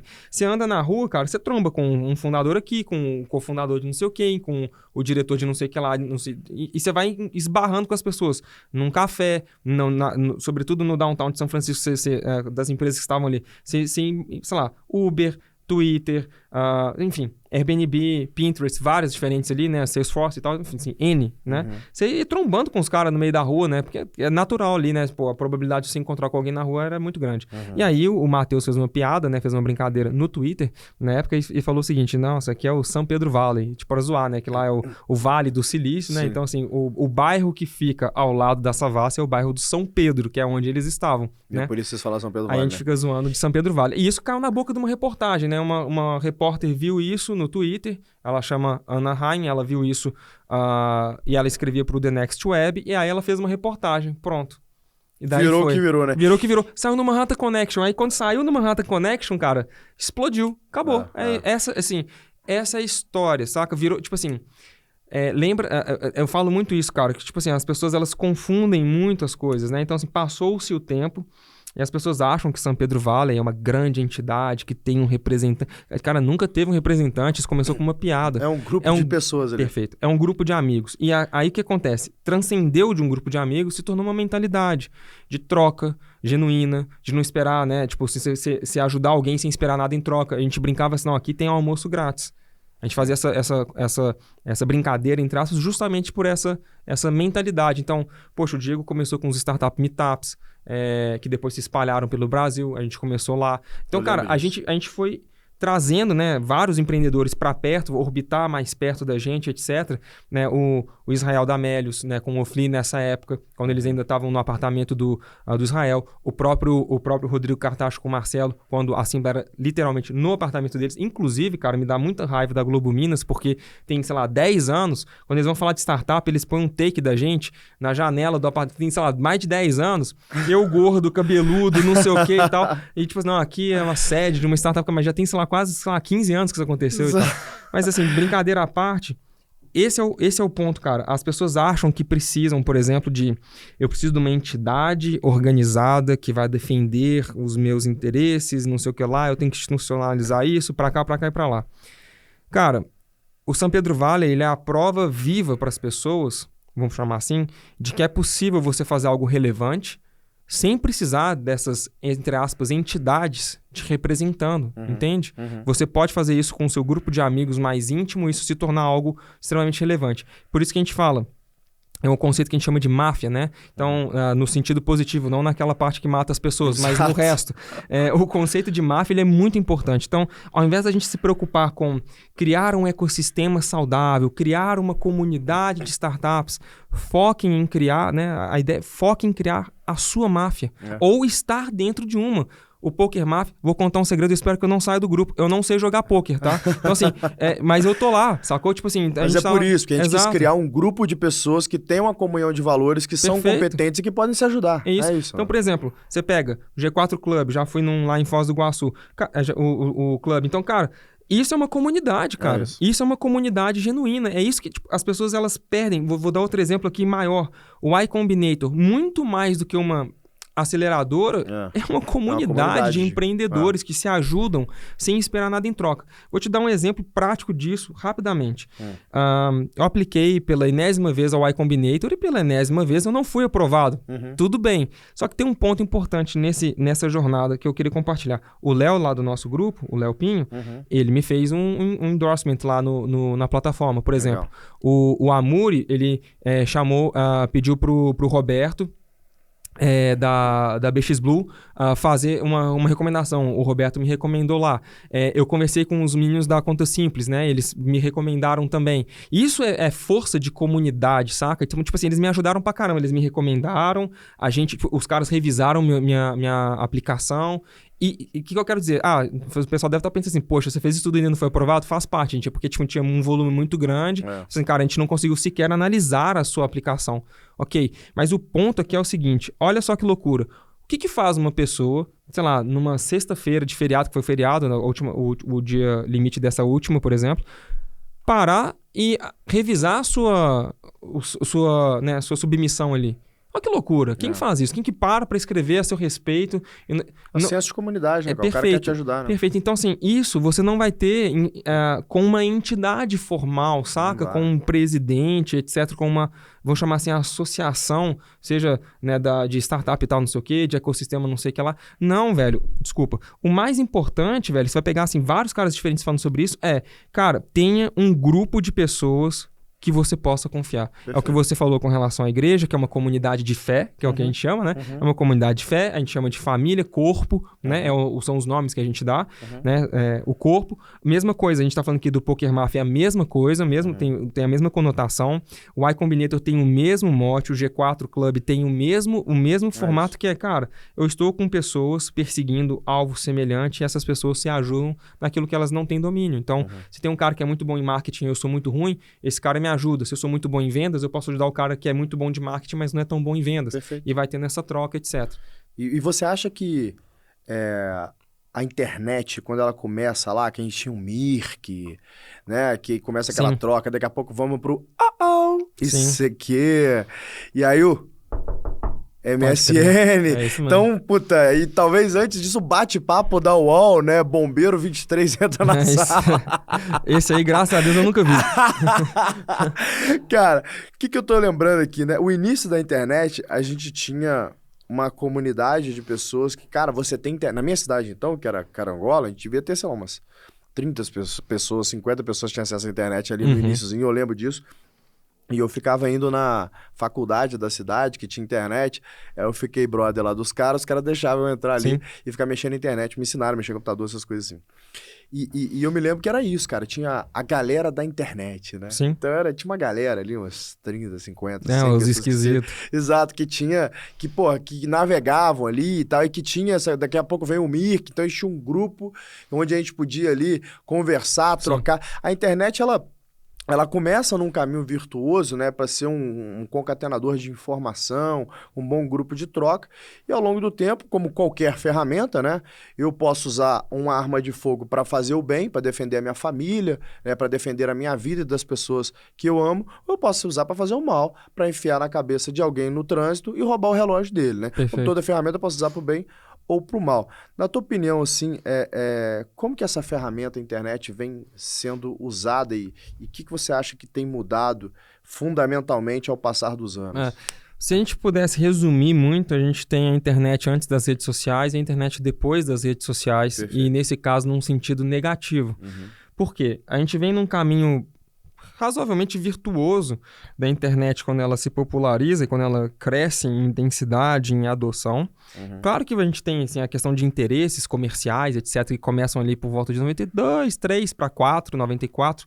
Brasil por volta de 96, grande precursor da parte comercial na internet, o saudoso Mandic, né, um dos principais, o vanguardista nesse sentido. Amigos que eu sinto muita falta. Esse cara era muito fora da curva da nossa internet. Antes disso, né, você vai pegar assim, a internet ela começa, sobretudo na UFMG, isso é no Brasil. Assim, claro que tinham outros pontos, outros focos, mas a UFMG ela tem um papel protagonista espetacular nesse sentido, mas isso é outra conversa. Mas a internet ela vem num caminho de tipo assim, sobretudo né, nessas redes internas de universidade, de compartilhar conhecimento, compartilhar os conteúdos que elas tinham entre si, fazer essa troca. Então, uma cultura. Então, você pega essa cultura ela é expandida, ela começa sobretudo num fórum. Esse fórum é onde a gente tem o primeiro momento de spam. Então, ele fica cheio de spam, propaganda, etc. Esse fórum, ele cai, aí eles criam uma regra para você achar spam, que ele é estendida para o e-mail depois. O pessoal acha que o spam começa com o e-mail, né? Começa, na verdade, nessa comunidade, nessa grande comunidade. Depois vai pro e-mail. Mas então você tem essa mentalidade, você tem essa maneira de viver, que é o quê? Eu compartilho, eu construo em público. Então você vai lembrar provavelmente, poxa, a galera do open source, cara, eu estou montando, construindo as coisas, dividindo os acertos, os erros, onde eu estou batendo cabeça, aí vem outro cara e fala assim, não, cara, tenta esse caminho, tenta essa alternativa, etc. Isso é internet até os anos 2000. Esquece bolha, etc. Isso é uma outra conversa, isso é uma questão financeira que está para outro lado, que tipo é uma outra história, enfim, que é outra dimensão. Mas em termos filosóficos, vamos falar assim, isso era internet. Perfeito. Internet era a gente sentar, contribuir uns com os outros, colaborar uns com os outros, conversar, fazer trocas genuínas, sobretudo de conhecimento, obviamente, né? Fazer essa troca um com o outro. Esse era o mote, era essa a razão de existir da internet.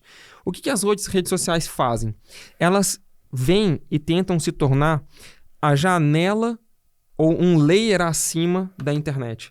Então, é a janela pela qual você adentra a internet, ou a porta, né? Mas o frame, né, que você usa para entrar na internet. Durante muito tempo o Facebook tentou ser isso, ele ainda tenta ser isso, né? Então ele tenta ser como?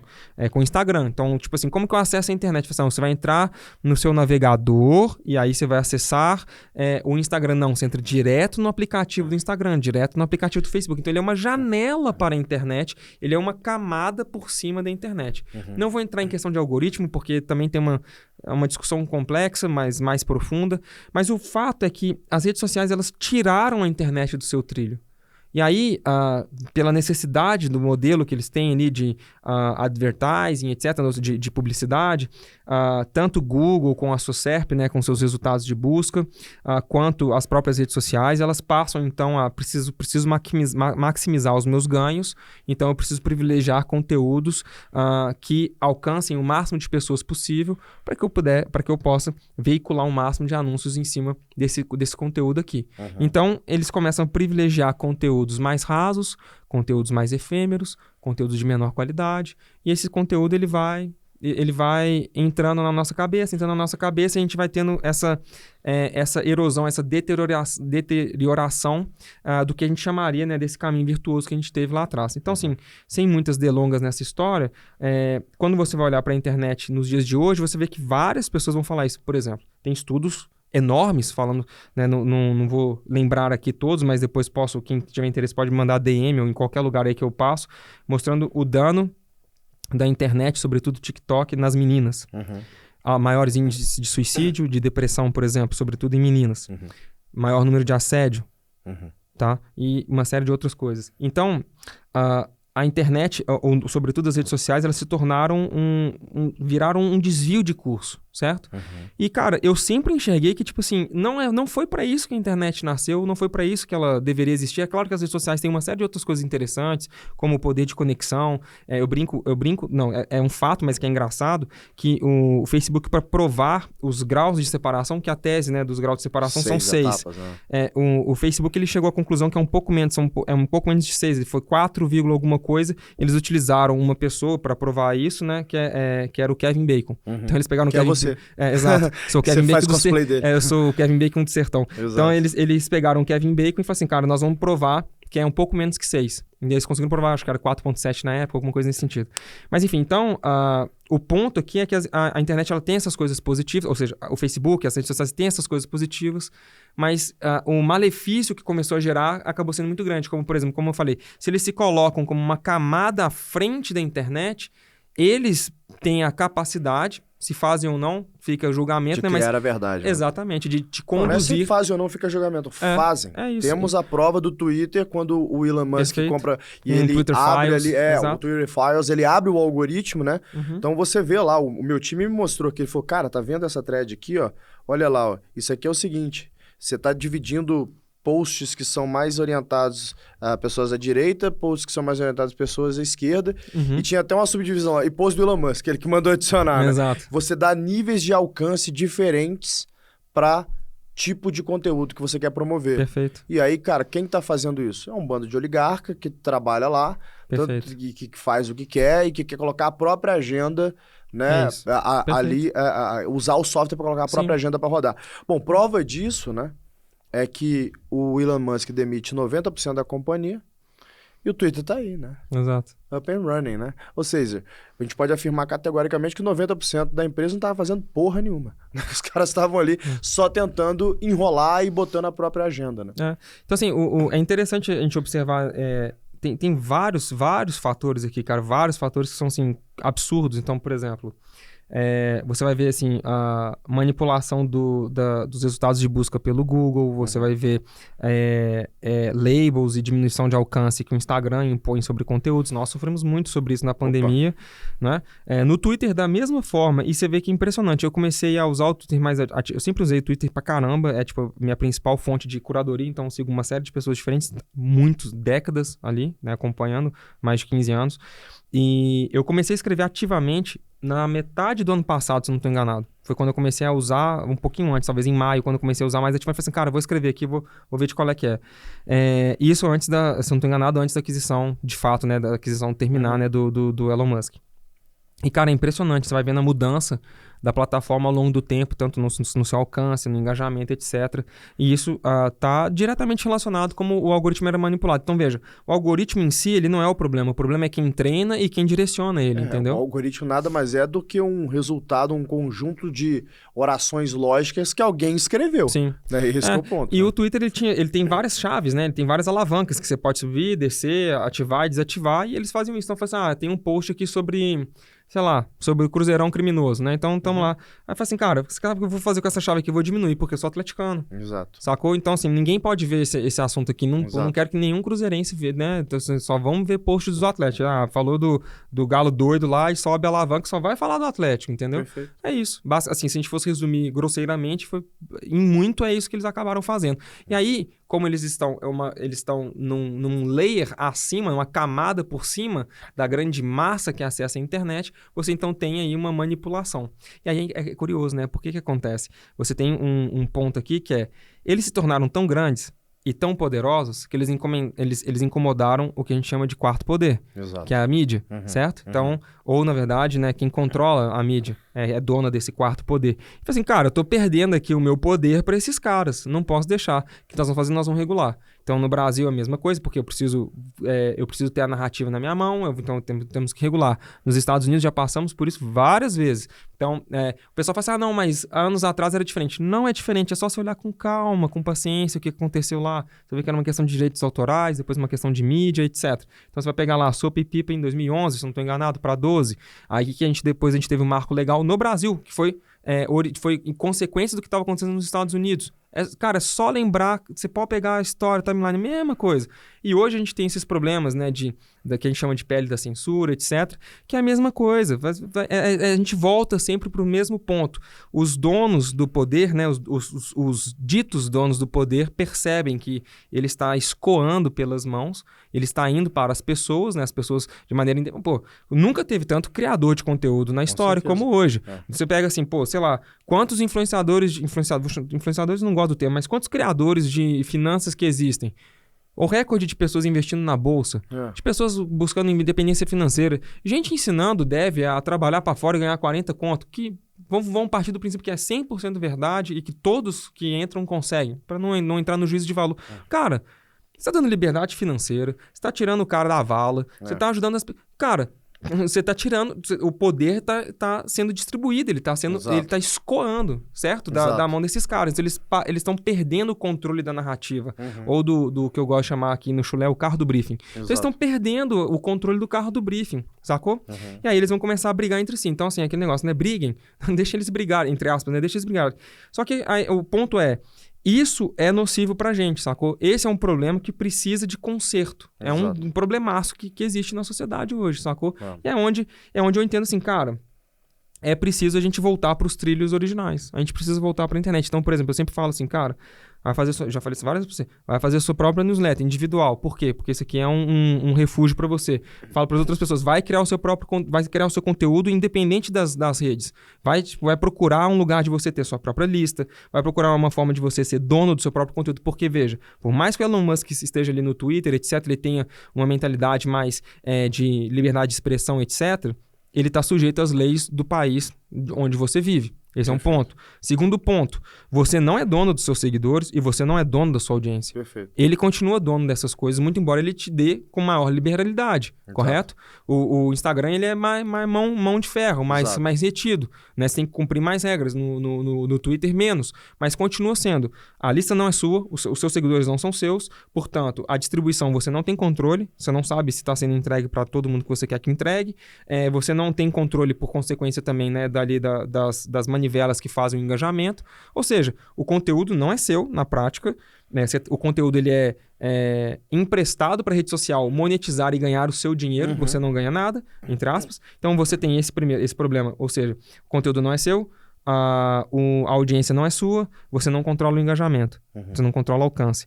Então, isso quebrou a internet, porque pega, cara, todos os caras que a gente conhece e que a gente consome, que a gente admira, que são grandes empreendedores, etc., falando especificamente de tecnologia, todos eles têm um blog, todos eles têm uma newsletter, né? Tem uma lista de contato, todos têm isso, e isso precede as redes sociais. Você pode perceber, o padrão, inclusive, desses caras é não usar Facebook, não usar Instagram, eles usam Twitter. É verdade. Sacou? Você vai, cara, tem alguma coisa aqui, isso aqui. E eles têm, cara, o costume de escrever essays, como eles chamam, ou issues, ou, enfim, artigos, né? Eles escrevem, eles compartilham. Você pega o próprio blog da Andreessen Horowitz, por exemplo, eles escrevem bastante. O Paul Graham escreve bastante. Os caras, eles escrevem. Naval escreve pra caramba. Os caras escrevem, cara. Eles compartilham o conteúdo fora das redes sociais. Eles não perderam esse padrão de comportamento, que é o padrão cultural original da internet, sacou? Verdade. Então, isso é a internet de verdade. Essa é a internet raiz, entre aspas, que é a internet que vai acabar voltando cedo ou tarde. É para onde a gente vai acabar arrumando. As pessoas estão cansadas de tela, as pessoas estão cansadas de manipulação, cada vez mais despertas para isso. Elas estão mais deprimidas, são os dados, né? Sobretudo depois da pandemia, então elas estão mais deprimidas. Elas estão com dificuldade de controlar a ansiedade, uma série de outras questões, e muito pela autoexposição de tela, etc., desse negócio de você querer ficar ali, né, vendo Reels, né, passando lá os videozinhos, não sei o que, TikTok, não sei o que. Tipo assim, cara, isso é extremamente nocivo. Péssimo. Extremamente fast food mental, cara. Pois é, isso é assim, extremamente nocivo, sacou? E de fato, aí, enfim, é o quê? É a maneira que eles encontraram de maximizar os lucros, né? Distribuindo o máximo de anúncios possível dentro dessa plataforma. Então, de novo, o conteúdo não é seu. Olha que loucura, o conteúdo não é seu. Os seguidores não são seus. E você, sem se perceber, está consumindo conteúdos que você não quer consumir, você não pediu para consumir, mas está sendo enfiado goela abaixo de você. E o que eu gostaria de consumir mesmo, eles me escondem. Perfeito. E não mostram. Exatamente. Enfim, é de fato uma manipulação da verdade. Sim, né? Exatamente. Na prática é isso que acontece, entendeu? Exato.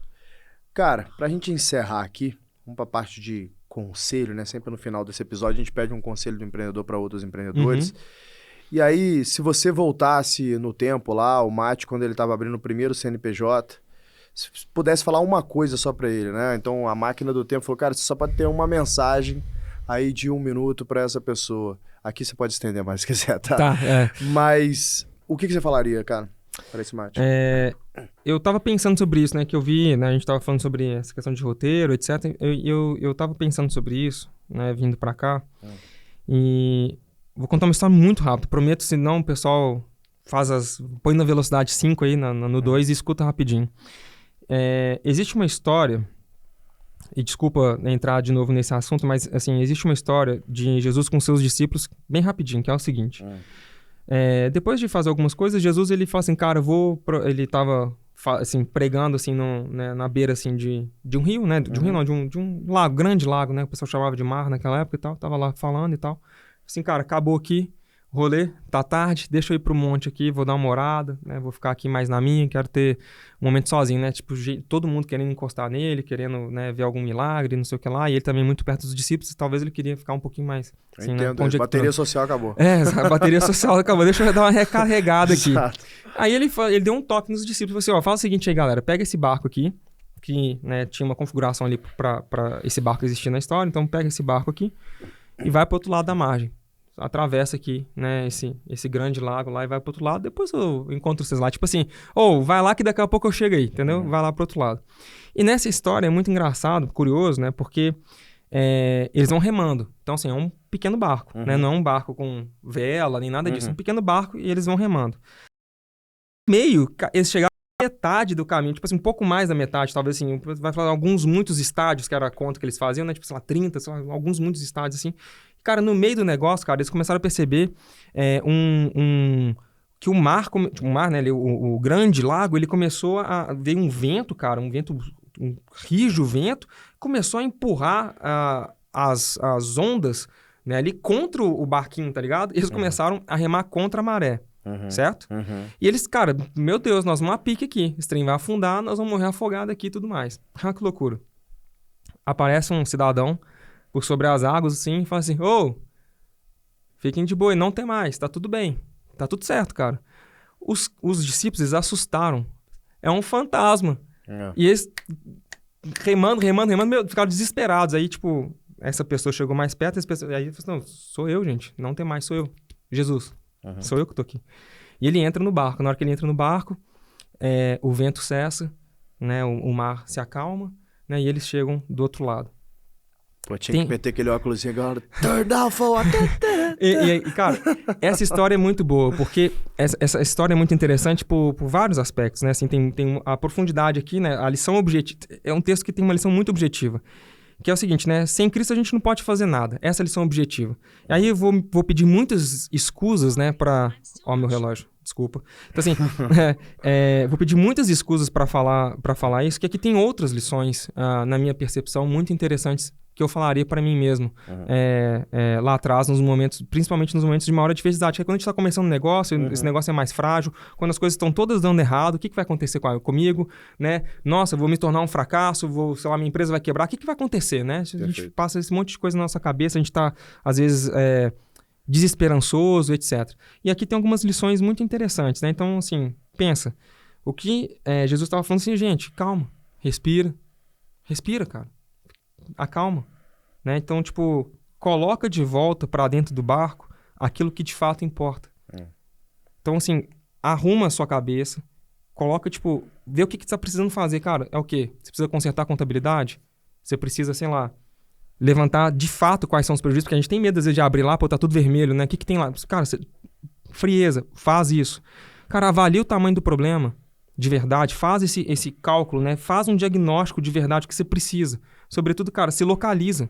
Saiba onde você tá. Os fundadores do Instagram, eles falaram uma coisa muito interessante que eu gosto muito, que é, cara, confie no que os aparelhos estão falando para você. Se os aparelhos estão falando para você, ou seja, os indicadores estão falando para você que o avião tá caindo, cara, acredite, o avião tá caindo mesmo. Então acredite nisso, entendeu? Tipo assim, você precisa crer no que tá acontecendo, você precisa acreditar. Você não pode achar que os indicadores são um fantasma e você sair correndo. Ai, meu Deus, um fantasma e tal. E veja, olha que loucura, né? A gente faz exatamente isso. A gente tem medo de olhar se os números estão ruins, a gente tem medo de... a gente não acredita nos indicadores, a gente não acredita... Cara, e a gente vai... como nessa história, que é uma história mais longa, né? Porque tem a história de que Pedro vê... Assim, é Jesus mesmo? Deixa eu ver de qual é que é. Então, Pedro vai andando sobre as águas, mas ele tem medo e começa a afogar. Então, Jesus tem que resgatar ele. Eu falo assim, poxa...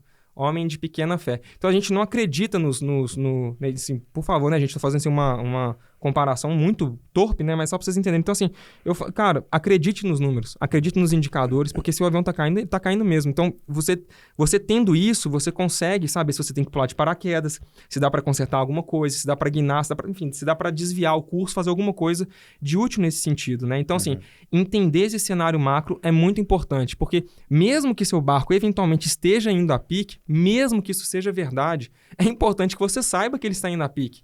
Pega Titanic, o que a gente tem de informação, história, etc. As pessoas, os técnicos ali, eles custaram acreditar que o navio afundaria. Entendeu? Eles foram relutantes, incrédulos que o navio afundaria. Mas o navio ia afundar. O barco ia afundar. O ponto não é se o barco vai ou não afundar, tipo, ou se ele vai dar, se o seu negócio vai dar certo ou errado, mas saiba onde que você está nesse caminho da jornada e não tem problema, cara. Assim, né? Se der errado, cara, acontece. Se dá certo, parabéns, que bom. Mas saiba, tem essa frieza de fazer essa análise, entende? Tipo, veja só que loucura. Esses discípulos ali, eles conheciam Jesus. Eles estiveram com Jesus no momento imediato ali anterior, correto? Logo antes eles estavam com ele. Eles não conseguiram reconhecer Jesus ali. Eles conheciam por tradição que o Messias viria, etc. Eles conheciam, cara, de cabeça, tinha uma tradição oral espetacular naquela época. Então a gente fala assim, eles eram analfabetos, mas eles não eram ignorantes. Extremamente inteligentes e tal. Eles sabiam o que estava acontecendo. E mesmo esses caras, mesmo pessoas que estudam muito, que conhecem muito, que leem muito, que tentam, que praticam, etc., que já deram certo alguma vez, pode acontecer eles não conseguirem reconhecer o momento que eles estão, o que está acontecendo, e aquele negócio dá errado.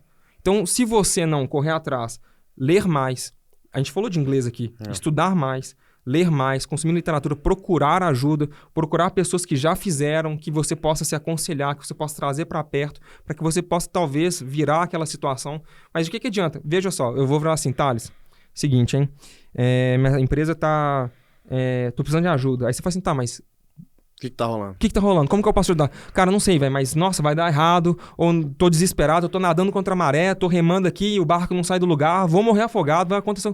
Assim, calma, velho, mas o que tá acontecendo? Você não sabe, você não faz a menor ideia. Você não consegue nem ser assertivo no que você vai pedir de ajuda, e você também não sabe se, de fato, enfim, o que tá acontecendo com o seu negócio para você...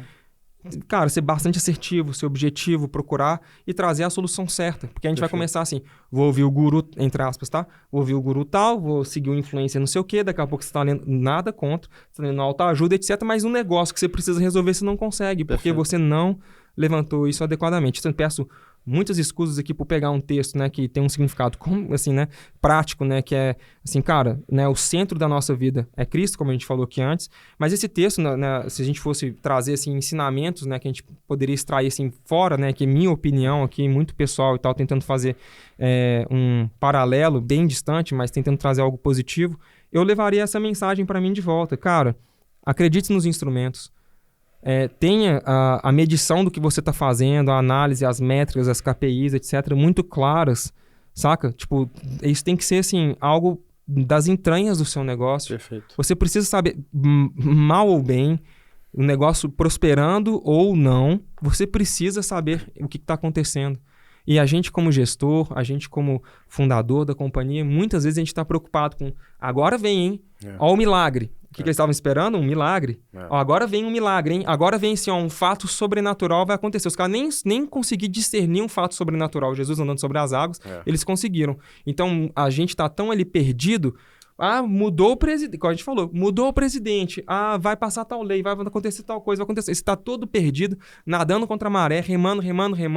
E você tá vendo ali seu barco indo na pique e tá assim, olhando os dados, as coisas com cuidado, etc. E para ter essa condição de procurar ajuda certa, assertiva, é que você precisa eventualmente ali para o seu negócio. Então, assim, primeira coisa, assim, resumindo, cara, se o negócio não tá bem, você precisa saber se ele não tá bem. Se ele tá bem, parabéns. É muito difícil fazer isso, né? Assim, muito difícil fazer um negócio dar certo. Mas é isso, cara. Saiba analisar os indicadores, confie nos instrumentos, né? Se o seu avião tá caindo, é porque tá caindo mesmo. Tem uma frase que os americanos costumam dizer, né? Que é "In God we trust, all others must bring data". Né? Então, e eu queria fechar isso, amarrar isso com a outra frase, que é a grande lição que a gente tem do The Hard Things About Hard Things, né? Que ele fala "Face the brutal facts". Exato. Né? Tipo, enfrente os fatos duros, enfrente a verdade dura, não fica postergando, de nada adianta sair pra tua casa, ficar deprimido, não levantar da tua cama, evitar teus sócios, evitar teus funcionários, quando você tem que fazer o que tem que ser feito. Perfeito. Face the fucking brutal facts, meu irmão. Vai pra cima e faz o que tem que ser feito. Exato. É isso mesmo. Bacana demais, Mate Montenegro. Muito obrigado, meu camarada. É isso. Eu que agradeço o convite. Valeu demais. Vocês, obrigado pela audiência. Até o próximo Papo de Gestão. Valeu.